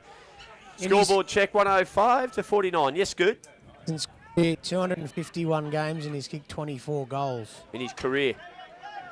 Yep. That's Big Job. 24 more than I thought. No, now it's gone to Stevens. Stevens from 50. He's had a shot. Might as well have been Benny Mason. Another defender. Yep. Keep going back. Keep going back, Nico. Oh, he's giving the Beechworth He is crowd a giving little him plenty bit. too. It looked nice banter. Nice banter. I like that. Yeah. All good heart. Him and Deegan had a Just smile be careful about who you run into in the car park. Ball's gone long. Coming over was Dolney. Goes away to Surrey. Now to Campbell Fendick. Handball to Pritchard. Pritchard just goes high up and under. Curtis is sitting in a hole. He's going to get up. Tries to take a mark. Can't take it. Stevens tackled straight away. And we'll have a ball up on true centre wing. Broadcast side. Right in front of our man Scooter Fraser. Boundary side thanks to Ready Equipment. Sales. The sunshine just coming over the MCG of the bush in the last bits of this game. It's absolutely beautiful. Big win for Chiltern. Listen to him. That's a lovely little summary there. Mate, I'll just get that save your work for later. Here comes O'Brien. Open goal. Shot on the way. Kicked it. A good finish there from Rory O'Brien. He's got a couple, I reckon, there for young Rory. And like I said before, the Bushrangers do not give up. They keep having a crack. They've just come up against the better side, and that's what happens some days, Muddy. It does. I don't know it's only a consolation goal, but again, it was just quick ball movement. They won the footy out of contest, got it forward to a 1v1, and got an outnumber. Rory O'Brien just working harder than his opponent, and was able to kick a goal from directly in front. So 107 to 55, and that's on the Tallangatta Construction and Maintenance scoreboard. And the Jappo time clock, Jappo Dogs time clock, might only about 10 minutes to go. Yep. 22 gone on that time clock. As Cartledge just gets another clearance, goes towards half forward in front of O'Brien and Lappin, and they'll just see that one over. Just a quick score around the grounds for Barclay Park Estate. Gindra have defeated Lockhart in the elimination final, 56 to 48. They'll play CDHBU next week on Sunday, and it'll be Osborne and Holbrook on the Saturday. Ball tossed in. Half forward flank for the Bushies. Nice tap one there by Skip. Ball now finds its way sideways. Kick down the line towards O'Neill. Can't quite pick it up cleanly. Coming through is Van Claveren. Nice handball inboard. Finds its way to the coach in Hibberson. Hibberson is inside 50. Well read there was from Maslin. And it's been a ball up call. No TDFL footy next Sunday. Ovens and Murray finals down in Wangaratta. I reckon they'll get a big crowd at Howlong for that final with CDHBU taking on Gindra. Watch on Chiltern. That'll be a good spot to watch right here. Yeah, Saturday here, Chiltern versus Kiwi Sandy Creek's going to be a cracker. And then stay here for the next week. Just don't leave, you reckon? Yeah, Scoot. bring a swag. Park up on the fence so you get the early car park. park. Little media centre here that I've got. Hey, Scoot, I'll tell you who we are going to. The media centre. It's going to be insulated during the week. I'll tell you it's going to need to be. I'll tell you who's going to be accommodated here all week is Terry Teradek. Yes. We've got a security guard coming in for that. Here's Big Peeper. He's got it. Here's O'Brien. Gets another look at it. Nice grab too. He's got Tommy Cartledge is running forward. Kick it to the coach, mate. That would be my tip. No, O'Brien goes longer. Running down is Lockie Armstrong. Took a good grab. He was going to go and play on. He got, nah, stuff it. Let's just milk a bit of time. Media centre you speak of, is that the Scott Fraser Yep. Media Centre? Is that? No, it's actually named after Simon Core, who 14 years ago started the call of the Tallangatta District Footy League. It was Yak v Beechworth. I call it with Monty's old man, Ronnie. He taught me a few tricks that day too, the prick. He taught you a few words too, I reckon. He stitched me up one treat. Here comes Lockie Armstrong. Come on, Lockie, whack her through, son. He did. Goal umpire Mark Hogan says all clear as that ball rolls out towards the Murray Valley Highway. And Beechworth just keep having a crack here. They register their 9th gold.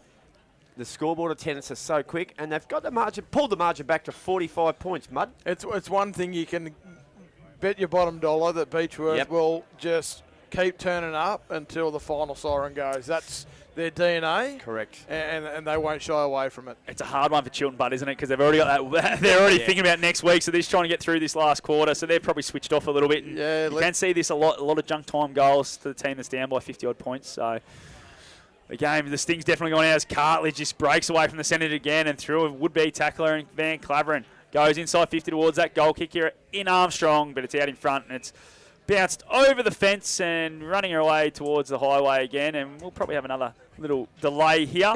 Don't know if got flattened in the middle. Took a while to get up. Your boy, I saw that. But guess where he is now? Yeah, back in it. Right at the contest. Should be over here near me. Just run out there, can you, Scoot, and grab him. Time to get off. I don't run much these days, Monty. A message on my phone. Almost there. Keep moving for 1 minute to make progress. The world awaits you.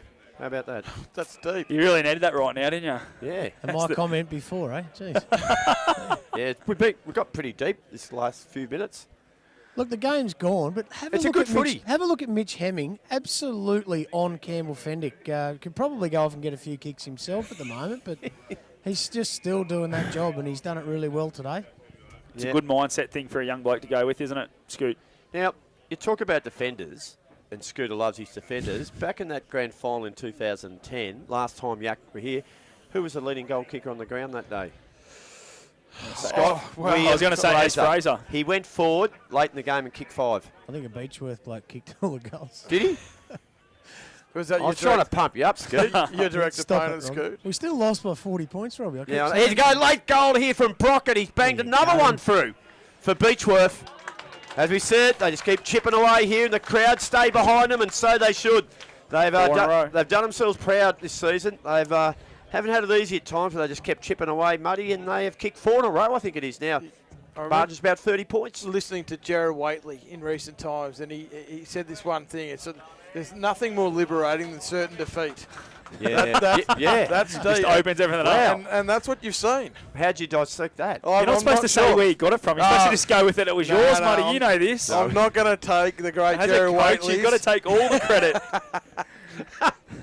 What do you got for us, Mont? Nah, bugger all, to be honest. 39-point lead to the Swannies. That's what I've got late here in the last quarter. We've gone 27 minutes thanks to Japo Donks. And that Japo Donks time clock is, of course, on the Tallangatta Construction and Maintenance scoreboard.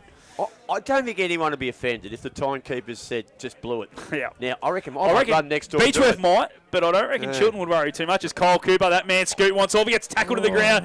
Oh, no. As Brenton Surrey gets the clearance now for Beechworth and goes inside 50. Finds Armstrong and a nice lead.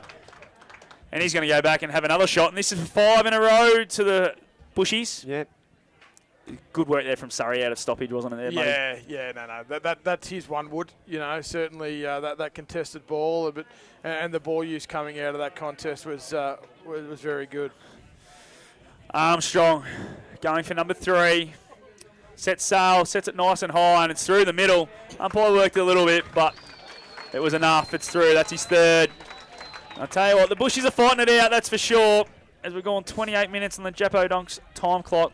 Scoreboard now reads 16-10-106 to Chiltern to 11-7-73, the Bushies. And that's 5 in a row for the Bushies.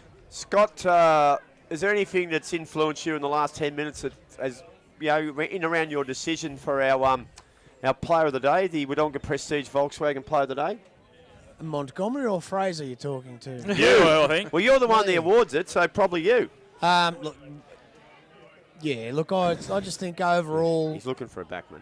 No, No, go on. I think Dylan Van. Look at him over there, Dylan Van Claveren just by himself there, Oh, yeah, Just he's lonely. chilling out. ready to run in and get another clearance. Now, that ball hasn't come back yet. We haven't got another repeat incident of the pinch of the ball, have we, There's Scoot? not a little red laser over there. Yeah. Yeah, look, Catch him at the Tangam pub. they got him at the Tamgam pub. Did you really? Yeah, Scoot, you can tell Monty the story quickly. You got 30 seconds. For the Pony Club end for goal, and there was a father and son about to leave, so they chucked the ball in the car and nicked off. But some good eagle-eyed locals here at the ground got the number plate, gave it to the police, and they just Got him. pulled in at the Tangam pub. He was called in for a roadie, and they got the ball back. Do something illegal. You normally just take off, don't Oh, you? yeah, you get to your place of destiny. You don't pull in for a traveller. There's a rookie error from the thief. What'd they do? Falcon. Mitchie Hemming kicks it to half forward as a B comes through the box there. Campbell Fendix carrying a shoulder too, boys, I think. Yeah, Stevens has been tackled. He was like a big log of wood falling off a tree there, the way he just fell there. And Hibbo had him. And Hibbo kicks it into half forward. And here's a big fly. Fistful behind was good. And it's just rolling away here. The tackling wouldn't call it fierce at the moment. It's almost sort of Falling on top gentle of each other. wind down. We've gone 30 minutes. The last quarter went 35, boys, so we're not done with yet. And we're not fair at 5, so this better hurry up. And Brenton Surrey. Oh! One Surrey to the other, Monty. Look, Brenton Surrey and Kyle Cooper was like they're having a little cuddle there down at full forward. It was a nice little moment for the two of them. it's been played in a great spirit this game. It has, towards this last quarter. As young O'Neill has been great today. Late inclusion, kicks it high up and under. Coming through, Curtis. Drops what he probably should have taken in the end. A bit easier than what he thought. Finds its way to Brenton Surrey. Now it's on to Stevens. He's been great and manful back there. Found its way to Stone. Stone tackled. Dropped the footy. Just a miss there. Hand there. Blow the bloody siren. How'd that miss his hand? Finn Jacobson just missed his hand with handball. They're stuffed. Oh, They're absolutely. It's been a long day. The timekeeping is in the hands of Cam Fendick's dad, Adam, the president of Beechworth. I don't upset Adam. As now Gleeson from 40 around the corner. Dion through for a minus score. Jeez, that would have been a nice finish, and it would have been a Union Hotel goal today, that's for sure. But through for a minus score. Just a little bit of icing on the cake for Dion, but hasn't 1-3 been today, yeah, 1-3. Yeah, he's been off a little bit. Where'd you say he's from, Muddy? Kangupna? Or Yeah, Katamatai, Gupna. Be a dairy farmer, I guess. Yeah, or something potentially. like that. Yeah, I'm not sure what he's I doing. think in he's a builder. Chiltern. I think he come over as a builder. Oh, okay. Yep. There we are. He came over late last year and trained with Chiltern. And, then just was travelling back to play. What have you been stalking the poor bugger? No, it was in the paper. If you Okay. blokes read the paper. I know Okay. you can't read it, Holbert, but That's a bit rough. What do you reckon? You going to support me, you Cole Canite, Scotty Fraser? No. doesn't look Cole like it. Cairns got a school there, right? Yeah, they got the high school. Geez, that caused a storm in the day too. Here's Cooper. He's been tackled again. Too high. Scoot, get him off! Get him off, they say. He just loves getting the footy. Loves Oh, he's got 52. Mason.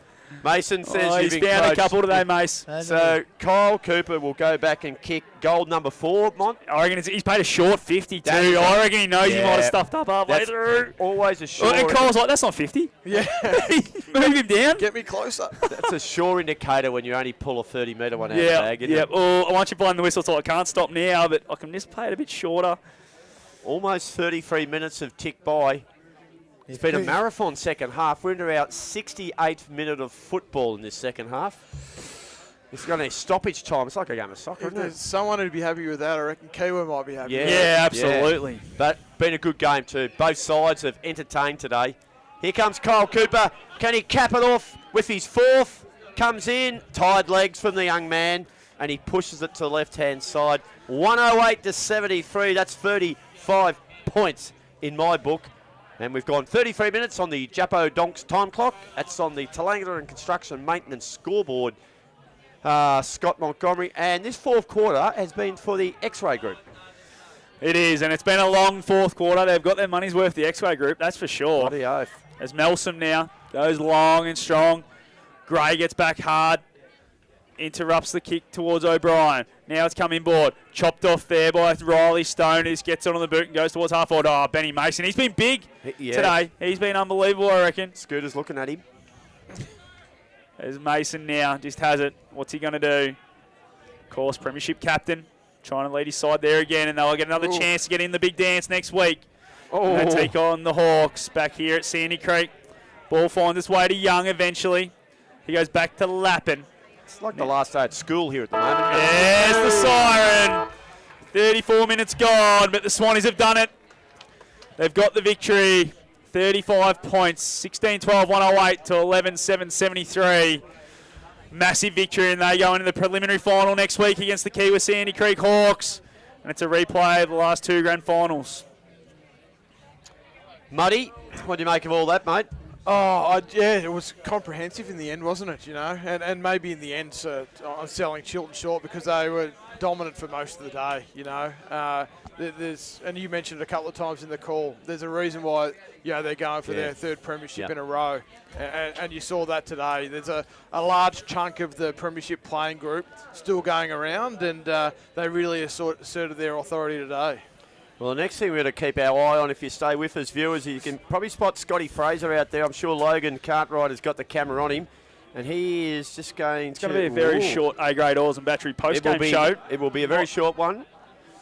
Unlike the A-grade oils and batteries that last forever. Forever. It'd be fair to say that to Daly, mate, you've given us lobster this weekend. You've always given us great stuff, but probably not going to give you a massive amount in this post-match. This game has extended out, but we'll give you a bit of love, mate. And Scotty Fraser. He's looking for this Wodonga Prestige Volkswagen player today. Who's it going to be? Where's the defence? He's heading towards the defence. The headset hasn't quite been secured. He's looking for the defenders. He's look looking. Out, look out. He's looking. What's he going to do? He's right amongst them, isn't he? Have a look at him. I reckon he's even shaking hands. I reckon he's had a quick word to Kyle Cooper and said, mate, you should have been off for the last 25 minutes. What are you doing? Yeah, now he's just looking around. He's staring down at several players. Who's he looking at? Who do you reckon? Here we go. He's found one, I reckon. Here we go. Scotty Fraser.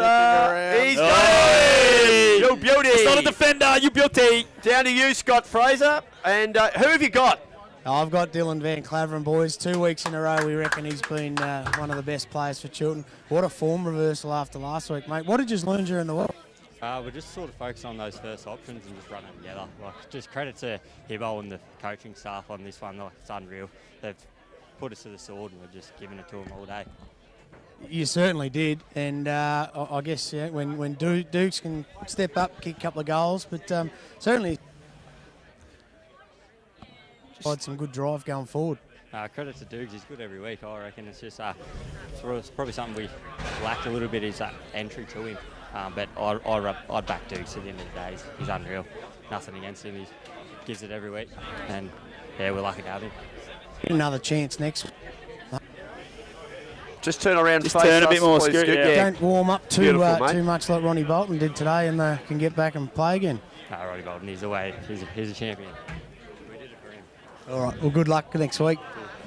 All right. There was Scotty Fraser talking to our player of the day, which of course was the Wodonga Prestige Volkswagen, and that was Dylan Van Claveren. There was a lot of contenders at a Mudra, but in general, mate, we'll probably have a 2 or 3 minute wrap up here. Get your final thoughts from you two as well, Monty, and looking forward to next week. They take on Kiwi Sandy Creek. Yeah. Again, like the two grand finalists from last year come together in a prelim. So. It'll be a great contest. Obviously, Chiltern would have learnt a lot from last week in terms of how Chiltern operate. The Kiwi group changed a little bit from the home and away season to the final, so they would have learned a lot from last week. But like I said, so many class players across every single line, and we saw that today as the Beechworth boys roll in. They've had a wonderful home and away series again. Really looking forward to the game next week between Kiwi Sandy Creek and Chiltern.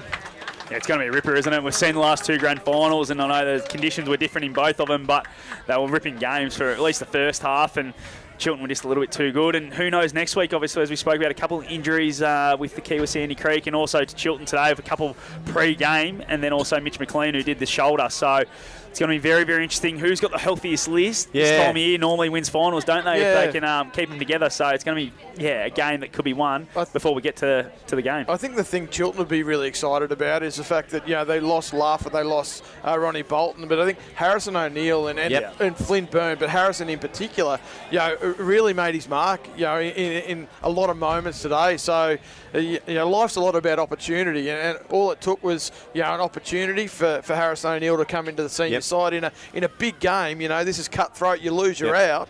And he really stood up.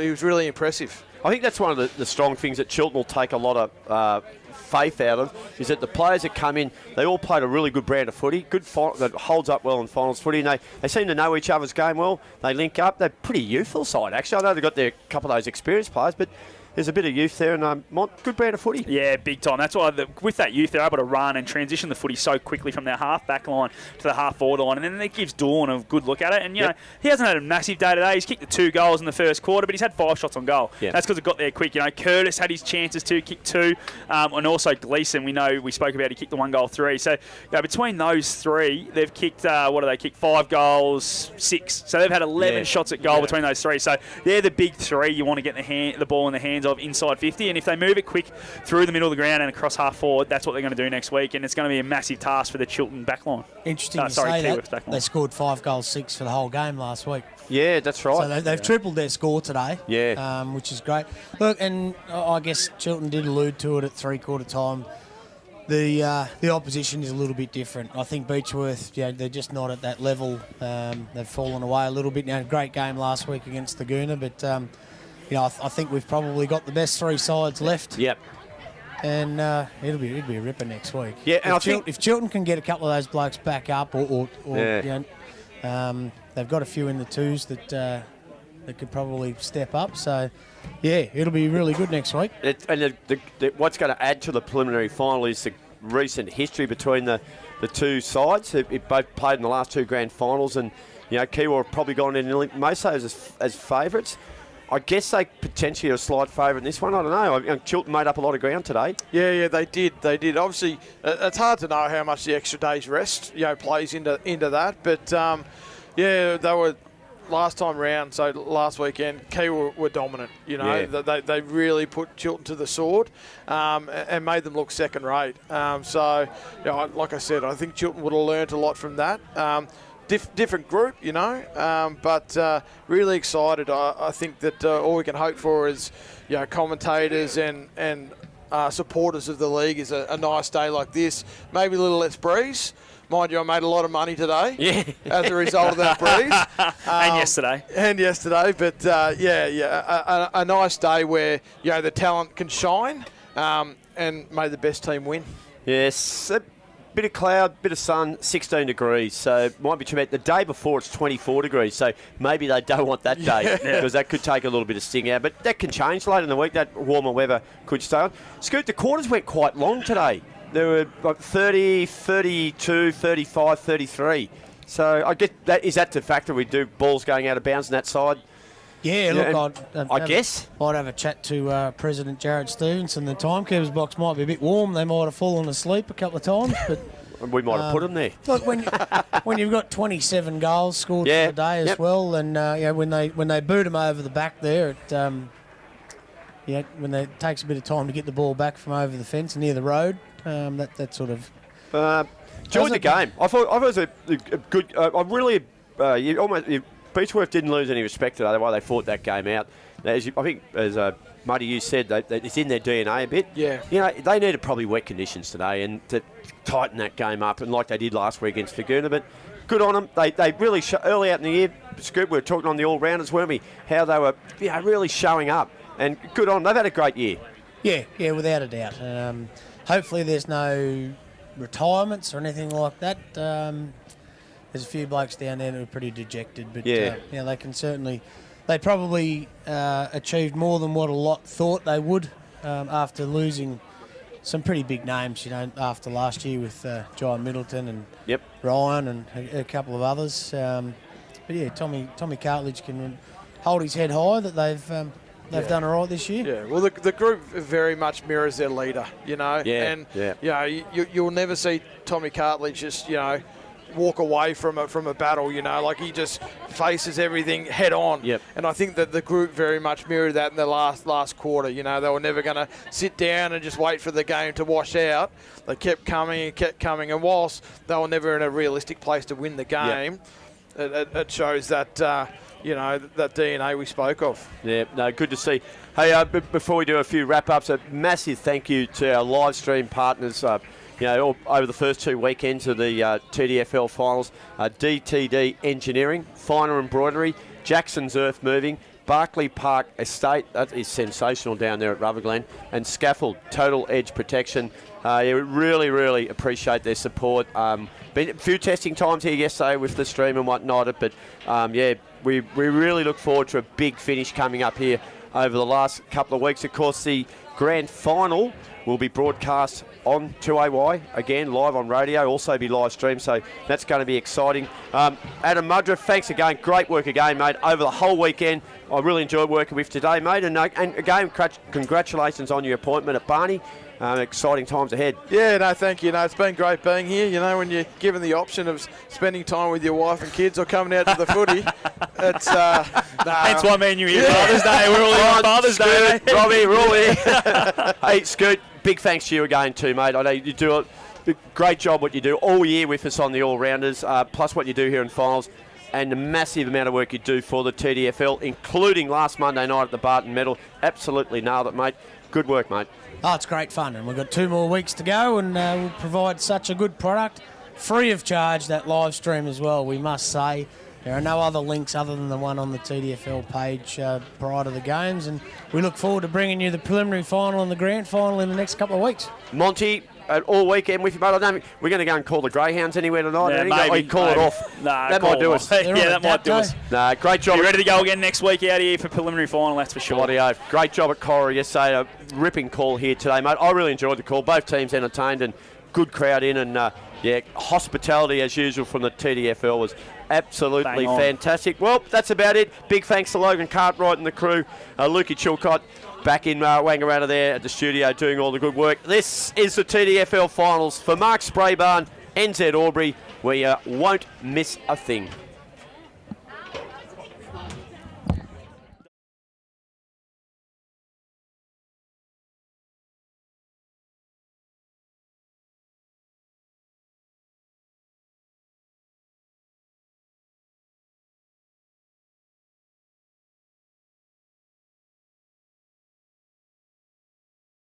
Cranes for your semis, riggers, spotters, cranes. Safety is our second name. You're looking pretty with Dunns Twin City. No jobs out of reach. Rig it, lift it, move it, shift it. No fuss, talk to us. We'll help you get the job done. We'll make your job a smooth one. Dunns Twin City Cranes. Are you ready for harvest? Have your harvest needs covered with Intersales. Intersales have been supporting Riverina farmers for more than 45 years, offering an impressive selection of quality new and second-hand headers and tractors. Intersales stock a complete range of spare parts, and to keep your harvest moving, offer an after-hours call-out service right across the Riverina. Contact your local Intersales branch in Wagga Wagga, Temora, Griffith or Wodonga.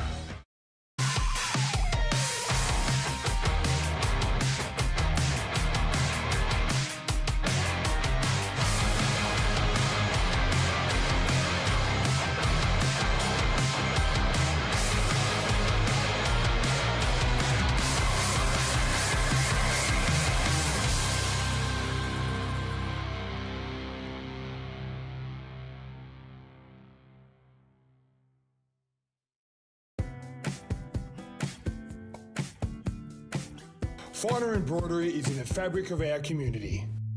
Any logo on anything so your business can proudly present themselves well. Embroidery that adds that personal touch that doesn't break the bank. Join the Finer embroidery community today. Proudly supporting the TDFL.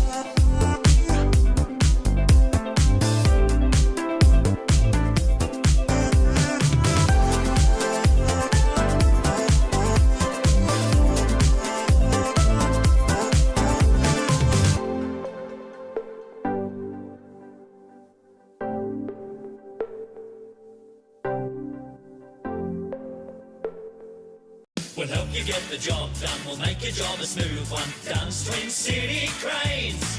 For your semis, riggers, spotters, cranes. Safety is our second name. You're looking pretty with Dunn's Twin City. No job's out of reach. Rig it, lift it, move it, shift it. No fuss, talk to us. We'll help you get the job done. We'll make your job a smooth one. Dunn's Twin City Cranes.